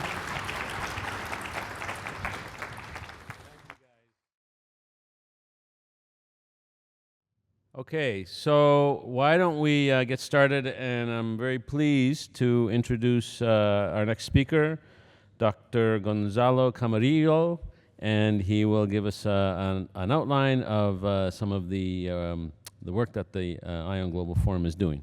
So thank you, Dr. Gonzalo. Where are you? Thank you, Vito. Okay, excellent. Thank you, Vito. Thanks a lot. Thanks for the introduction. And I guess people will eventually come in and come back from the break and probably they're seeing the demos and very exciting. Okay, so as Vito mentioned, I'm here to present the forum. And today I would like to answer 5 questions, the 5 W questions, right? So it's why the forum, what we are doing, how we do it, who we are, and where we are right now. So 5 questions, and I will go one by one so that we get good answers and people understand all the context around the forum. So starting, let's see if the clicker works. Okay. Starting with why. Why this forum? So the idea is we are building the communication network of the future, the communication infrastructure of the future. The idea is to have a societal impact, as displayed on the slide. So we are not about writing specs, we are not about building prototypes. The whole point is way beyond that. So we don't stop at that. The idea is to have the societal impact that impacts basically works, lives, etc. So just keep in mind, the idea, it goes well beyond proof of concepts, it goes beyond any kind of paper-based specs. So it goes to, what is next? Deploying our actual infrastructure out there and impacting lives. So the why is quite clear, quite ambitious, inspirational, and it's based, of course, of the work of, Kawasoe-san and the rest of the founders when they were founding the forum. That's kind of purpose, mission, and vision level thinking. That's the why. What are we doing? As I said, we are building the communication infrastructure of the future. And if we go there, as Kawasoe-san was showing before, the infrastructure of the future, the communication infrastructure, will be based in optics. So we are all about using optical technologies to do that. And it has 3 main properties. As Kawasoe-san mentioned before, 3 pillars. And they are low power consumption, high transmission capacity, and low end-to-end latency. Those are the intrinsic properties of using optical technologies. And then the whole point is to apply those properties into different use cases. So what are we doing? We saw why, what, building infrastructure of the future with these 3 properties. How we do it? The way we do it is defining use cases. And again, the idea is those 3 properties is not trivial to apply them to a use case and take advantage of them. You will basically take some advantage of them, but not full advantage. So the idea is to try to apply optical technologies to several use cases and take full advantage of them.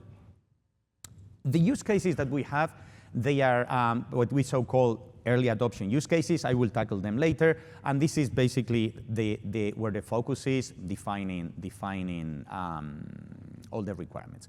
So the how, moving into the how we do it, we define the use cases. The use cases, they basically imply a set of requirements. And the requirements, when we have those requirements, we use them to build the technical specifications. So we basically build the technical specifications based on those requirements that meet the use case. Once we have that, we build proof of concept prototypes, and we were talking in the panel before about proof of concepts, how useful they are. And then once we understand how the technology works and we prove that it works, we iterate. So it's an iterative process that goes back and defines again the requirements, the use case, the technology, to make sure that we have a solid use case. Once we have done that, as it was also discussed in the panel before, that's not the end game. The end game is basically to get to deployments, as I said before. So we do also proof of value and proof of business. Proof of value means the use case usually defines a set of stakeholders, and each of the stakeholders takes some type of value. So the proof of value is a study to make sure that what we defined and what we envision in the use case, it will be actually producing the planned value. Once we know that, proof of business, we go into it produces that value at what price point. Because depending on the price level, it would make sense or it wouldn't make sense to deploy the technology. So we need to understand that it will be economically viable. When we define all that, then of course, the distinction between work carried out outside the forum, which is you will see early commercial deployments, RFIs, RFQs, etc., which will end up in commercial deployments, which is what we want. Then that's kind of the life cycle of the technology. So the how in the forum, as you can see, is actually quite important. In my view, is one of the unique strengths the forum. And we've been actually refining these ways of working for the last 5 years, the lifetime of the forum, until we have gotten here. So the process we have, this life cycle, together with the governance of the forum, I think is key to understand how we work and how we plan to get there to our purpose and mission. Having said that, we have answered why, what, and how. Now we say who. Who are we? Who is the forum? So the forum now, Kawasoe-san mentioned that we have a lot of members. We have at this point 173 members and growing. And the idea is that we need members to work on the life cycle that I described before. So we need user companies, as we call them, that they will be helping us define the use cases.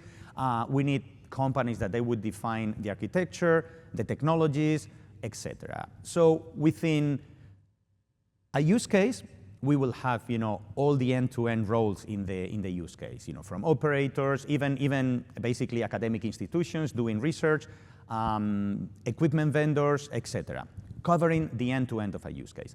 Of course, different use cases, they will apply to different industries, so you not only need all these roles within a given industry segment, you need also members from different industries. So that's another dimension of diversity where our membership basically brings this life cycle into life, and it makes it possible to implement it. And finally, of course, different use cases, they may work in a region, but they may not work in another region. So we cover also market areas. That's kind of the third dimension of our diversity, which help us define the use cases so that basically, at the end of the day, they go worldwide and they can be deployed in all the regions. So again, who we are, 173 members, different industries, different market areas, different market segments, covering different roles. And one question we always get is that the forum actually originated in Japan, as you know, and so we always get, how many non-Japanese members you have. So now we are actually up to 40% of non-Japanese members, which means that we are actually becoming an actual global forum with members coming from all around the world, including, of course, Europe, North America, and other regions. I think that's actually quite important. Then before I go into the organizational structure, we can cover that. Also regarding who we are is how we are structured, right?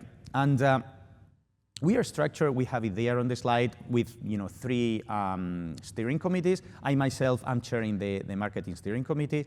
And if you see, they mirror the life cycle that I described before, right? We have the vision steering committee, including use cases, so they start working on new use cases, and they actually understand, what will be working first with the requirements. Then we have the technology steering committee, which includes basically all the technology development, etc. And the market steering committee, in addition to handling things like internal communications or organizing meetings like this one, we are actually, building the narratives and trying to communicate what we are doing in the forum so that, external members, they may want to join, they got clear information on what we are doing and our mission, vision, and purpose.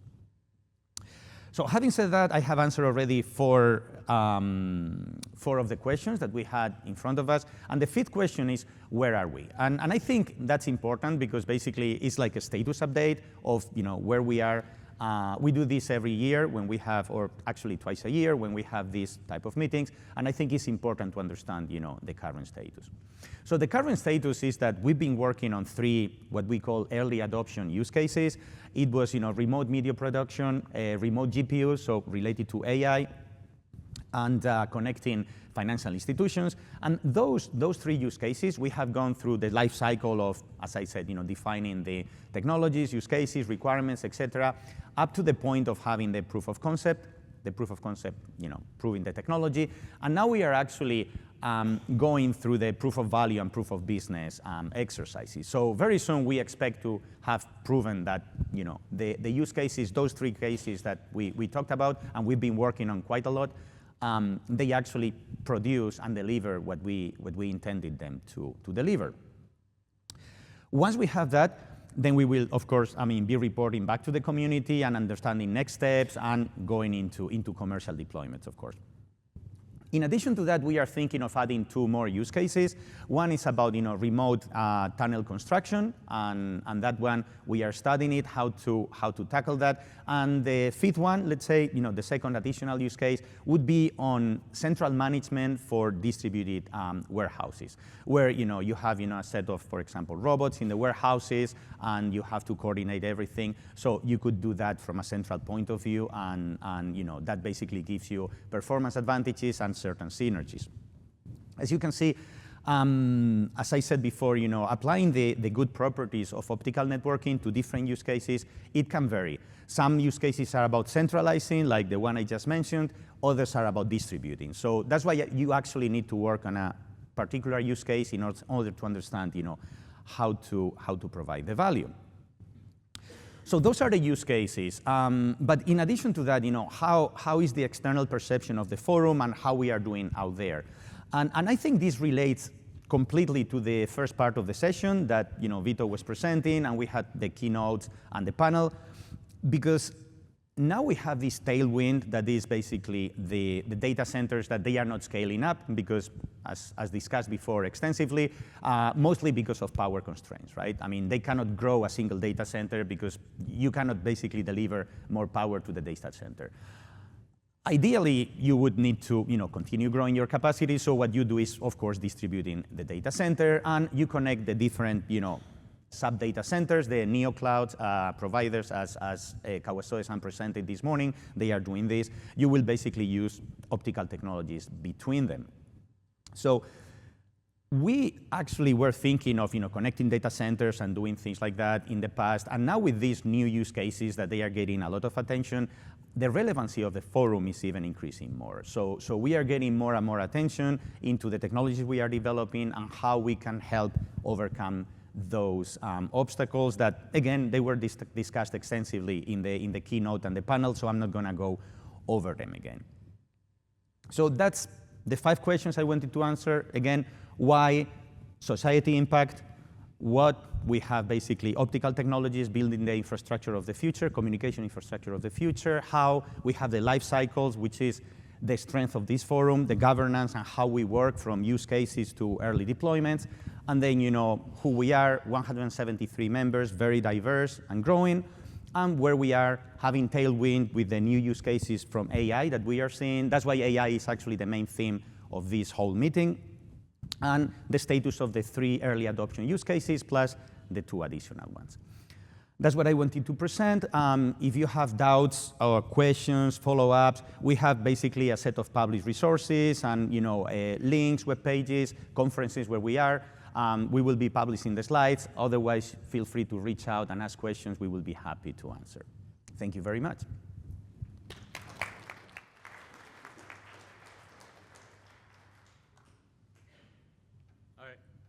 Thank you, Gonzalo, for covering that ground. And now we want to move forward with Dr. Kawashima. If you can join us on stage. Here he is. Dr. Kawashima, please. This is the clicker here. So my presentation will focus on one question. Why IOWN Global Forum technologies will drive our growth? So let me start with a few highlights of our computing infrastructure. So first, data centers geographic shift.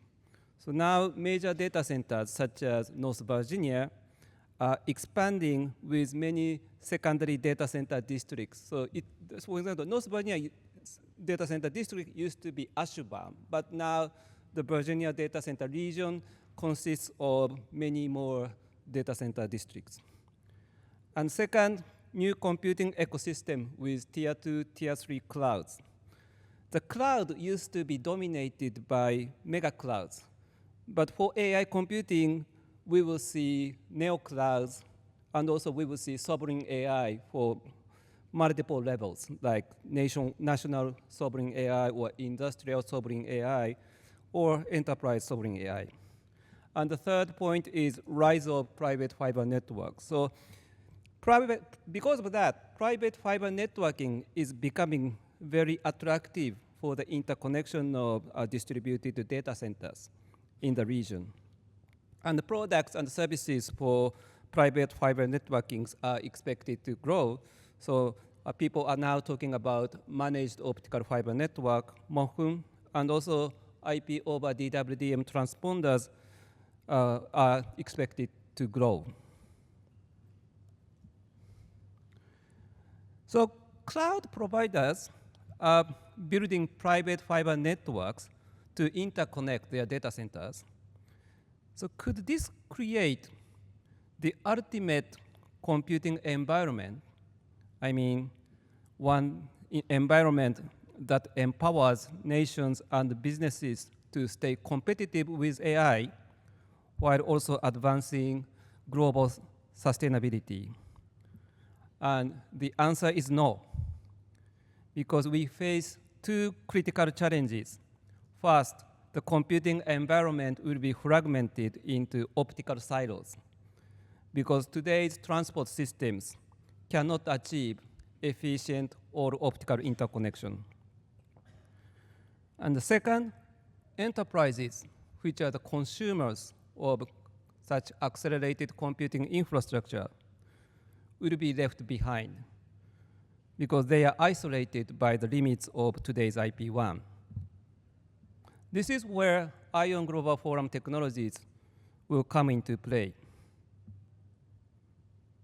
So this is the overview. Here's how we tackle these challenges.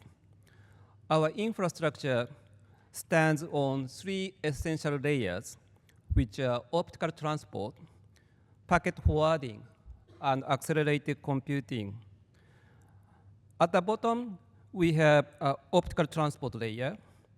And groundbreaking feature of this optical transport layer is capillarization, which means extending optical transport infrastructure beyond large hubs like carriers backbone stations or hyperscalers data centers to small and medium-sized data centers and even to customer sites. And then by leveraging this capillarized optical transport layer, the packet forwarding layer can deliver deterministic quality. And then by leveraging this deterministic packet forwarding, we enable seamless multi-site accelerated computing. So let me explain each layer in details. So let me start with OpenAPN. So OpenAPN achieves optical transport capillarization by breaking down today's optical transport system into modular components and distributing them to provide dense and widespread coverage. Of course, many open infrastructure consortia define disaggregation architecture. However, simply disaggregating systems would not create a big value. Beyond disaggregation, OpenAPN achieves three more Ds, which are distribution, demarcation, and digitalization of operation. Distribution is about deploying components across different locations. Demarcation is about allowing different organizations to operate different components or different segments of the infrastructure. And this is important for the operation of such multi-domain infrastructure and for all optical interconnection. The third point is the digitalization of operation. This is about enhancing visibility and enabling AI-driven control. Of course, we don't reinvent the wheel. Instead, we embrace the architectures and open specifications created by other consortia and make them more deployable, more flexible, and more impactful. So in doing so, we amplify their values, so other consortia are eager to collaborate with us. So in the opening plenary of this conference, our panel with Open RODAM and OCP highlighted the importance of our collaboration.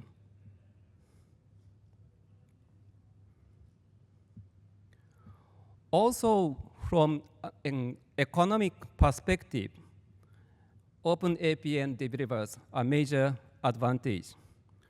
This advantage comes from two key factors. One is the product life cycle of infrastructure nodes. In today's optical transport system, infrastructure nodes consist of both electronic components and optical components. On the other hand, in IOWN APN, infrastructure nodes consist only of optical components.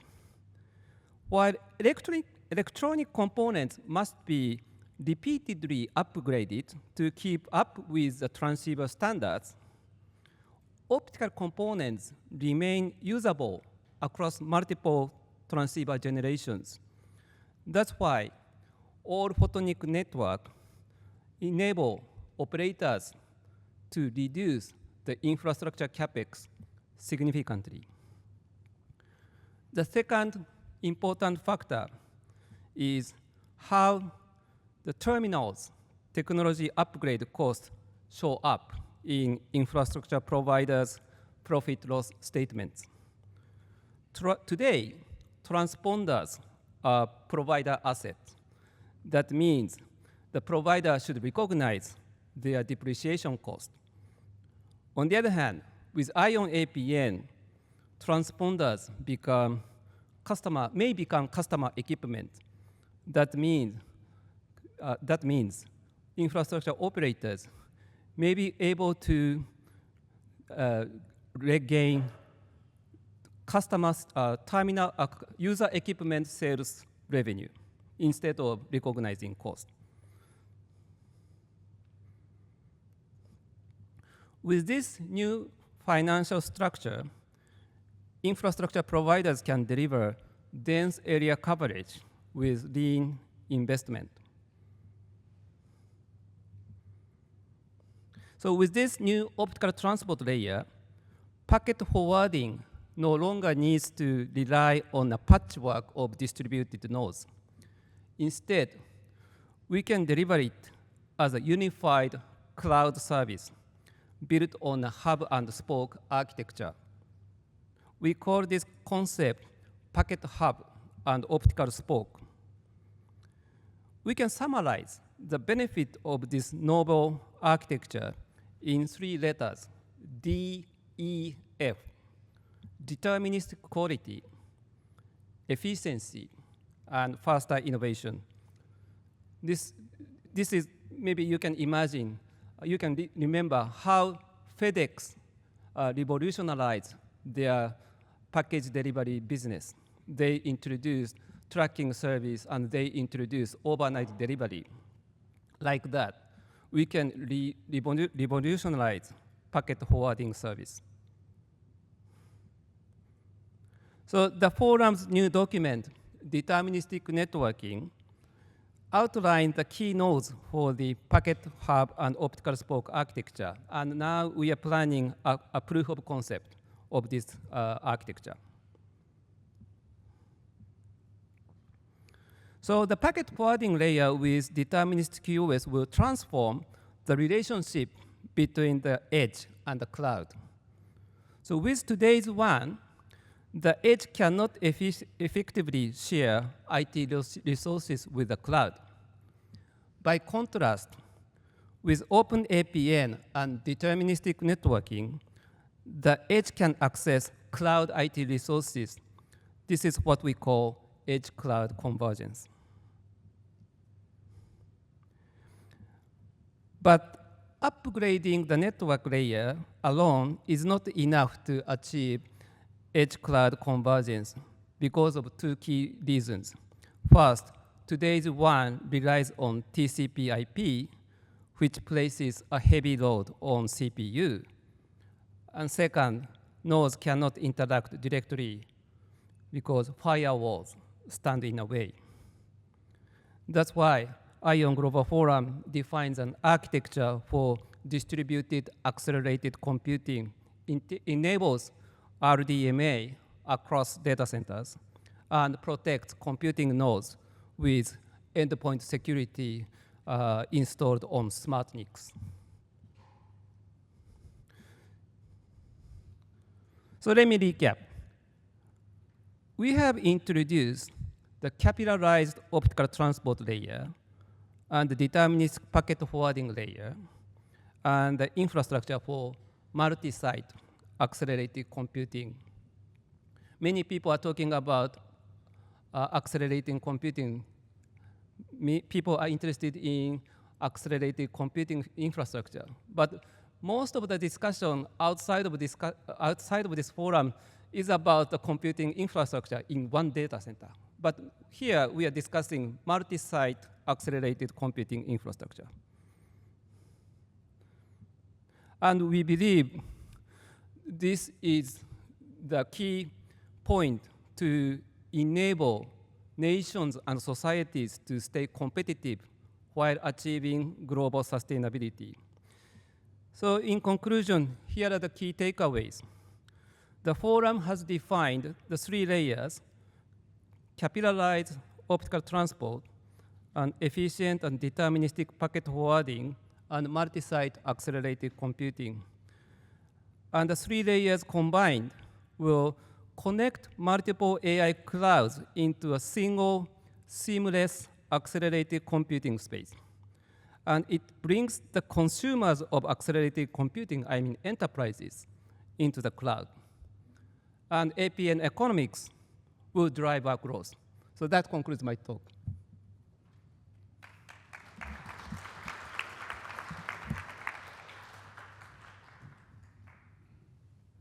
Thank you, Dr. Kawashima, and great in-depth knowledge of networks and IOWN and photonics. Thank you.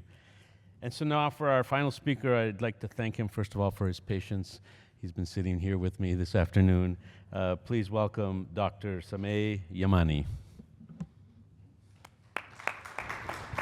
You can introduce your company as well. Yeah, no problem.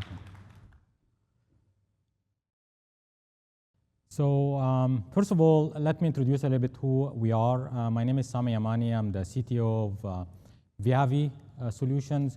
Some of you may know us from before. We used to be called JDSU. We're actually, in 2 years ago, we celebrated being 100 years old. So we are 102 years old right now. And we are very specialized mostly in test and measurement. So when the rubber meets the road, when you really need to know if things works or not, or when it doesn't work, why it's not working, probably we are involved in a lot of these activities. So, you know, when we celebrated 100 years old, I was actually had to give a speech saying what we think is going to happen, not the next 100 years, but let's talk about the next 5, 6, 7 years, right? So I'll talk a little bit about the vision that we have seen, especially in our areas. We are more focused with the telco, and I think that the expansion of that and how AI is changing telco, and I think not just it's changing it, I don't think telcos can survive without actually using AI.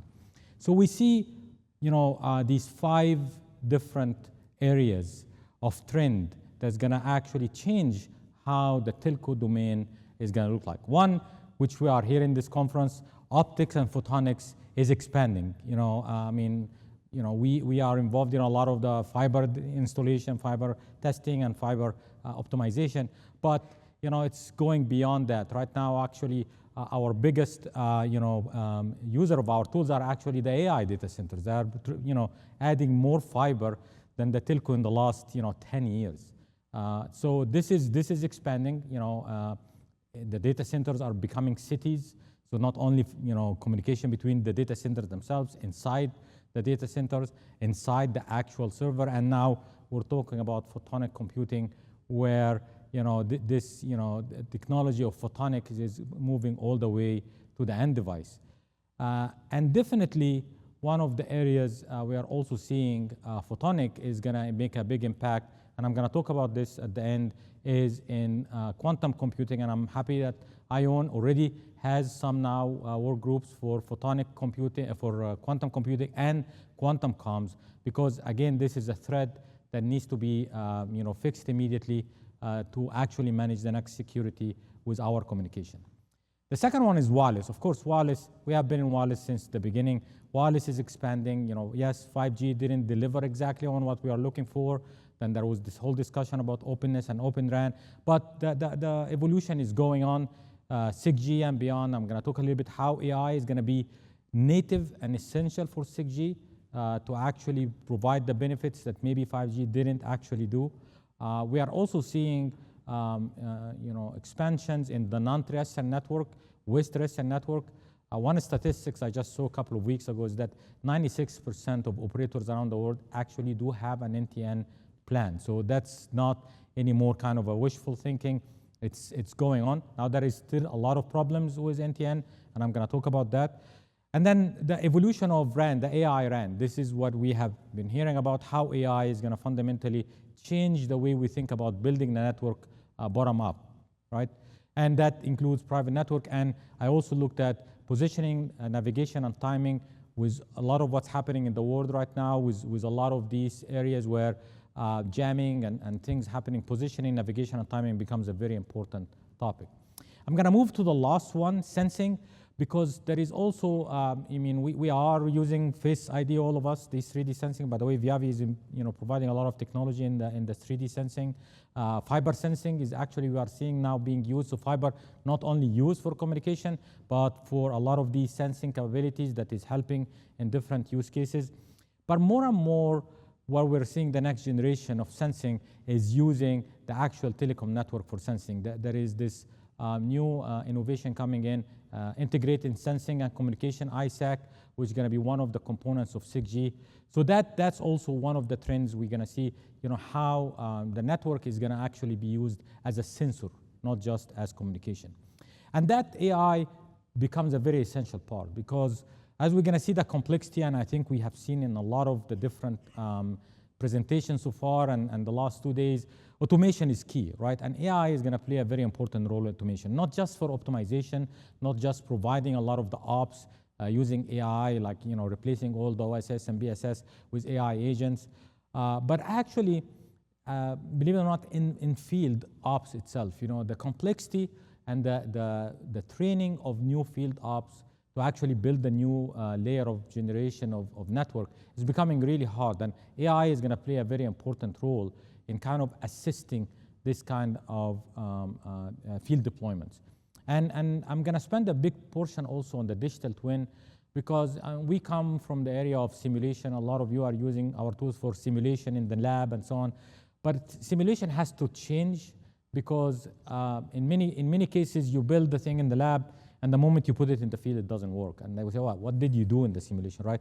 So this concept of bringing the data that is real and then using Gen AI to actually build realistic scenarios that you're not simulating, like a flight simulator, you're actually building a real network, and then you're actually testing against this real network. So I'll spend a little bit more time on that. One topic that is also very important for me is that we're gonna, we are agreeing AI is gonna be everywhere. It's gonna be embedded. It's gonna be making decision on the network, which is critical infrastructure, by the way, for a lot of governments. Who's testing this AI? And how are you gonna test this AI? And I think argue that AI has to test the AI, right?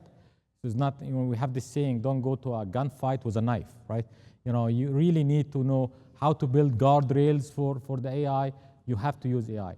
And this brings me to a very important piece that I'm going to spend a lot of time on presentation is AI is not going to be effective unless you have the right data governance. And how you get the data that you're going to train the AI and also use this data during dynamic behavior of this AI becomes a really important thing. And of course, of all of this, cloud native is going to be essential for that. And also the business model that's going to come from that is going to expand. We do build a lot of labs around the world, but now we're starting doing something different. We're building lab as a service, right? Like using cloud technology to provide the same thing you have in a physical lab, but actually using it over cloud. So let me start by the first thing is that who are we building the network for? Traditionally, network will focus on voice, data, and so on, but we're seeing right now that the actual consumer of the network is a different kind of vertical applications, right? From autonomous driving becoming really important, and network is going to actually enable a lot of capabilities in this autonomous driving, and that requires sometimes requirements that it's orthogonal to what you used to do in data and text. I mean, this is vehicle to vehicle, vehicle to infrastructures. You have to build kind of latency application that can manage these kind of application. I give another example. We also work in aviation. There was a lot of things that aviation today needs. A lot of airports are modernizing the way they are doing the automating there. And again, 5G and 6G is going to play a very important role, and that becomes a different kind of user for this network, right? And for doing that, the concept of digital twin becomes important. Why? Because now you start thinking how I'm going to actually do a lot of these optimization. How I'm going to, we know that spectrum is going to becoming important. We know that the environment has to be, energy efficiency, spectrum efficiency. So digital twin will help you design for that. So, like we're saying AI is going to change, coding. Also, AI is going to change the way you design networks, right? You have to use them using digital twins. A lot of applications going to depend on these digital twins. A lot of innovations, a lot of research now is using digital twin to fix some of the challenging problems that we are seeing in telecommunication. In fact, I argue that AI itself is going to be now used to solve some of these problems themselves, right? And of course, as I said, network planning and design with digital twin is going to completely change, right? Traditionally, you build the network, you test it, and then you go in and deploy it, find problems, you go back again, and this manual process takes a lot of time. That's why, moving from one technology to another used to take years. With a digital twin, this is something that can actually be dynamic, and I will give you some examples for that. So how digital twin works? For us, it's a simple thing. One, you really need the data. You really need the field data. Either this data coming from the network itself, these data, there are a lot of field instruments out there that produces a lot of these data. So the number one thing is where you're going to get the data from. And then you use this to train the traditional emulation and simulation model that was already there. So you're not using synthetic data, you're actually using real data, and this cycle creates for you the concept of the digital twin itself. So it's not just synthetic data, not just imaginative data, this actually using real data continuously. So as the network evolves, your digital twin evolves with it as well. So one example, for example, for the AI RAN, we're using right now a lot of the 5G data. So the idea is to build a new simulation of how, let's say you're going to have drones and you're going to have emergency services, how the network is going to adapt to that. And the idea is to use this kind of RAN scenario generation, use AI tools to get real data from the field, real data from a lot of what's out there, even crowdsourcing data, and use that to actually generate these kind of AI RSG. And once you have this digital twin, the RAN scenario generation, now you can build a lot of application on top of that. If you want to do SON, if you want to do near real-time RIC, all of that now can, instead of connecting it to a real network and do this, you actually can connect it to this kind of a digital twin or RAN scenario generation, and now you can innovate on top of that. You can test different scenarios, you can build applications for that, right? The other thing is, examples of today applications for this kind of digital twin. So we're working with one of the largest ports in the world, right? I'm not gonna mention, but where they have actually a ship coming to the port every minute, right? This is becoming really hard. So digital twin in this case is gonna emulate a lot of these physical and network assets. What is the new chip arrival? If you're gonna have to have drone employments, you have to have some kind of bandwidth shift. And we test this in the digital twin first, before they can actually apply it in the port, right? And then you build on top of that predictive model. What's going to happen if you're going to have many ships that's coming at the same time, or what's going to happen if there is a delay, right? These kind of decision right now is really hard with the complexity of some of these ships. I said the ship coming every minute. So a digital twin can help in this decision making, not completely, but at least providing some kind of assistance. That's what if scenarios. What if, for example, at this moment, we're getting, a typhoon, or we're getting a hurricane, or there are some weather changes. You can also apply this inside the digital twin and see how you can mitigate that and how you can build resilience for that.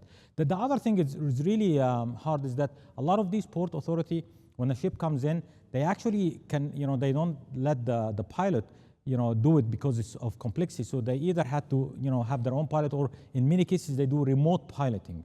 Now, remote piloting is a solution if you have the actual coverage that doesn't change. So, in these scenarios, we are looking at putting antennas and putting different capabilities on actually barges that's moving around in dynamic form, so that you can actually create a coverage scenario that is dynamic, that is covering the current scenario that you are in right now. Again, these kind of activities is help with this assistant of this digital twin. And if you think about this digital twin, is data is collected and an AI engine that is continuously creating these kind of scenarios. Another example is all this idea of building new apps.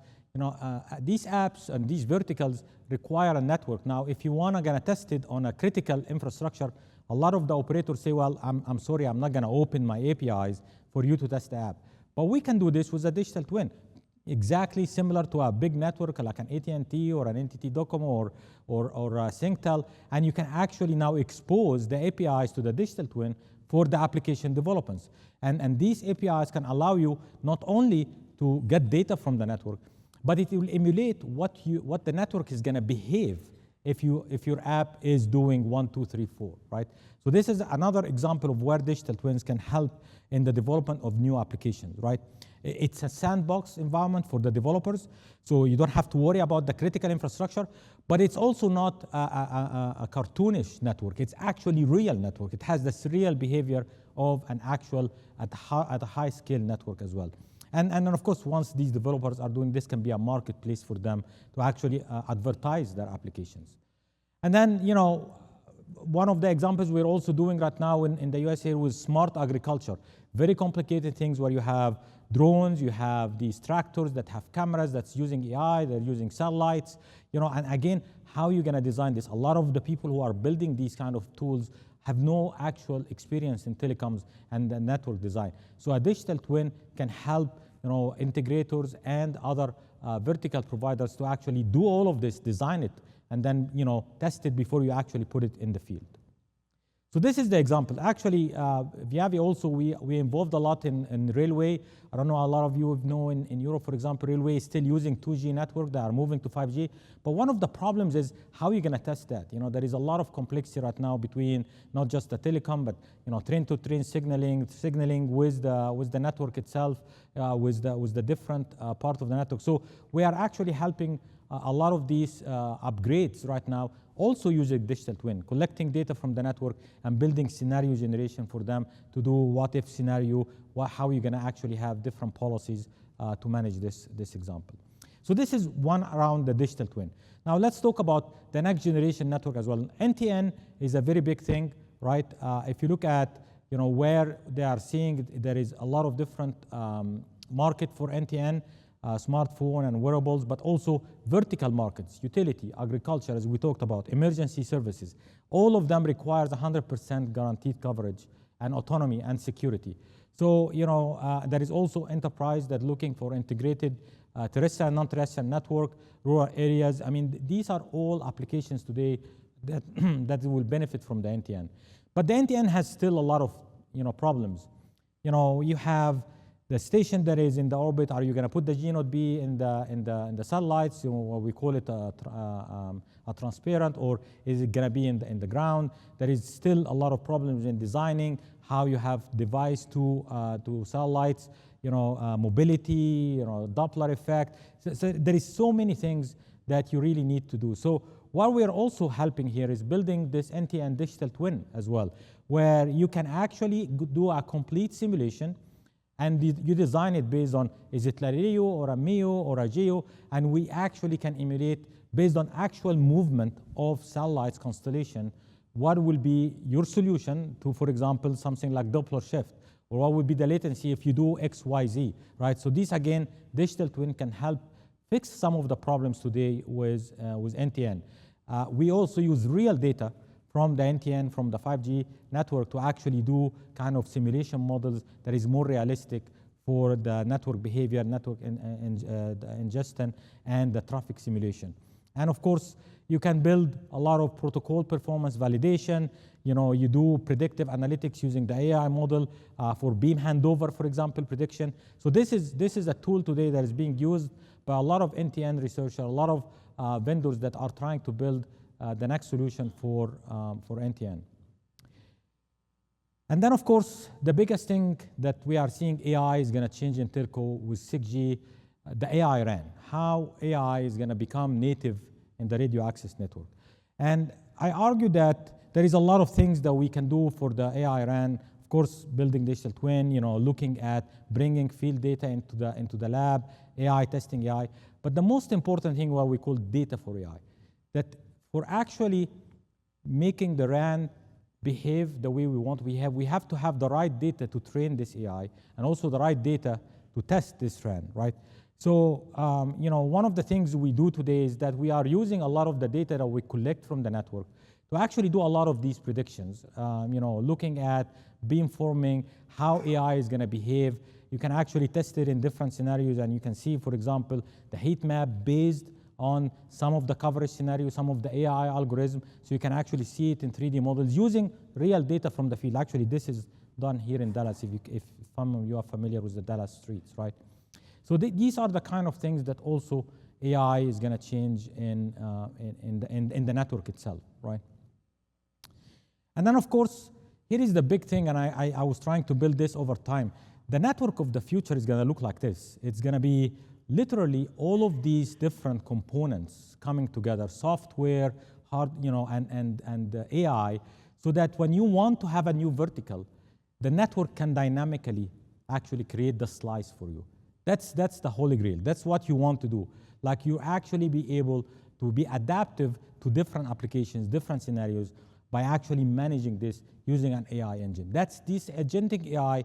Now that the network has all these capabilities, all these APIs, you will be able to create these slices, not based on human, but actually based on a network that is self-healing, on a network that is self-adapting, that's using the AI natively so that you can build that, right?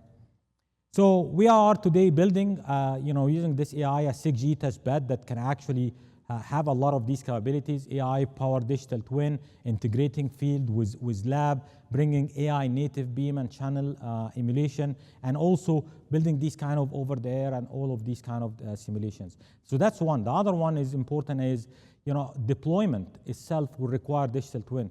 The discussion about neo cloud, where you have the cloud very close to where the installation is or where the actual site is. This is also can be a place where the digital twin can be placed inside, actually next to where you are deploying.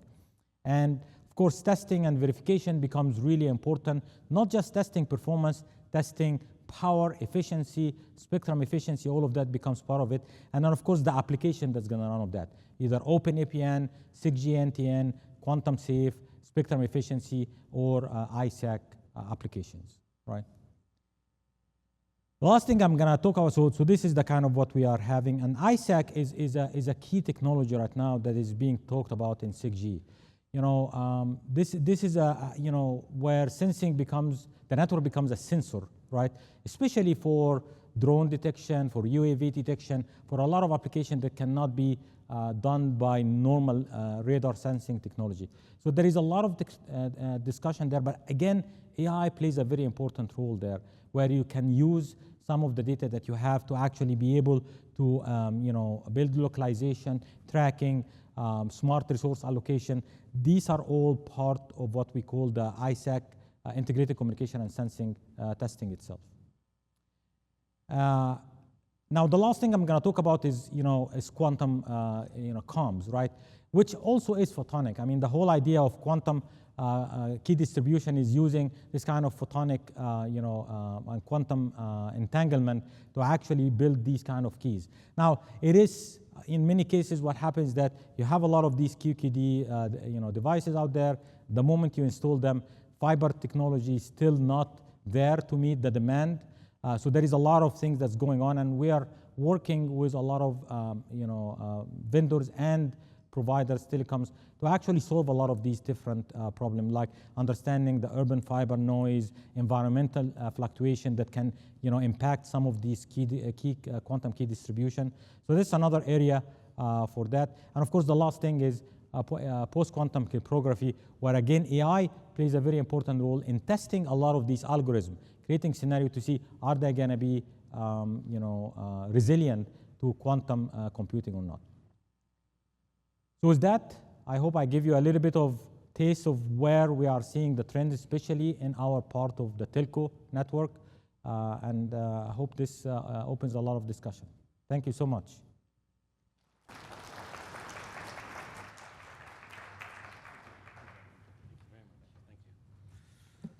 Okay, so that was a very intense and deep discussion, so thank you, Dr. Yamani. So we've covered a lot of ground, trying to recap a little bit here to give us a sense of how much we've heard, and I don't know about you, but I've really heard a lot of new and interesting topics today. We started by first introducing the title and the theme of the event, which is AI Infrastructure of the Future. And that's a very important theme, as we all know, and especially we noted here in Dallas, Texas. It's very top of mind, whether it's here in the US or anywhere else in the world. Dr. Kawazoe opened up the session by really describing what the needs are and the changes that are coming and how important IOWN is going to be to help address those needs into the future. And through the videos and his explanation, really set the stage for the importance of IOWN and the IOWN Global Forum and the technologies being developed to help solve some of the real challenges of the world. And then we had Gregory Allen, who gave us quite an eloquent speech, I would say, that not only went through a bit of the history of AI and how it's been the terminology, but he also exposed the underpinnings, what's driving AI, and talked about the obstacles and the accelerators. And it sounded like he could have kept going on, and I think he probably could, but it was a great insight into both the history, where we are now, and where it's driving us into the future. And that was a great setup to the next panel, who talked about the real world, the AI infrastructure world. And we had Stephen from NTT Data Global Centers, and we had Rick from Microsoft, and Gang from Intel. You could tell these were very experienced and practical people who really understood the challenges of their businesses and of their customers. And I'm sure they could have gone on because they had a great talk, but that really gave us a grounded view of how the real world and the real interactions that are happening between the vendors, the suppliers, the customers, and the whole ecosystem that exists around AI infrastructure. Dr. Camarillo gave us the overview of the IOWN Global Forum. And that's an important point that we have here with some of the guests and non-members who are here to understand how is the IOWN Global Forum built, why are we here, what are we trying to do, both from a visionary point of view and a practical point of view, talking about the proof of value and the proof of business and the importance of driving business cases and use cases that really solve real world problems. And we talked about the remote broadcasting, the financial services, the remote GPU, and in the future, remote tunnel construction or remote construction in general, and more to come. So the IOWN Global Forum has really come together to look at what are those challenges and how can we bring this vision to reality by defining those challenges, identifying the technical requirements, and then building out the use cases that from there can be further commercialized into the world. So that was an important step into the next conversation from Dr. Kawashima, who's deeply, deeply involved in the IOWN photonics networks, completely understands the challenges both in today's networked world and the opportunities for IOWN technologies to solve some of those challenges going forward. And I think when you talk to him, if you get a chance to, he's really got a broad perspective that he can bring down to a very specific way to solve using some of the technologies. And very few people have that ability, and he's one that you might want to speak to if you're interested in how is this going to work in the future. He has a very clear vision of how that can happen. And then finally, Dr. Yamani really covered the waterfront. And when you showed those 5 columns, I thought, okay, well, this is going to take a while, but he really got into it very deeply, really understands, obviously, his business and what he's trying to solve. and the future of how these things can be solved, especially through 6G, who we're all waiting for, the digital twin, which how it can be put into practical use on the business side and then the commercial world. And I think that was an important way to kind of close the day by talking about all the different ways that we're trying to solve some of these problems using technologies. And while some of it may have been highly technical, and I'm sure many of you, as myself, got lost in it, I think the way our subject matter experts today delivered their talk really gave us a positive sense that there is a technology future that will be better, and regardless of what the naysayers say. And we strongly believe, both as the IOWN Global Forum and as NTT and the members, that we can contribute to that positive future. And we hope you'll join us in that endeavor, both our existing members and our new, if we can have our new members join, to help really challenge and solve the problems and the opportunities we have in the world going forward. So with that, I want to thank you for all your attention. You've been very patient. We do have a networking event outside for you to join us, and we also have the exhibitors down the hall. There's some really cool stuff down there. I was participating in one of them today, so I encourage you to take a walk, grab a drink, and walk down to the end and engage with our exhibitors on this floor. And with that, I will call it a wrap. Thank you, everyone. I appreciate your time.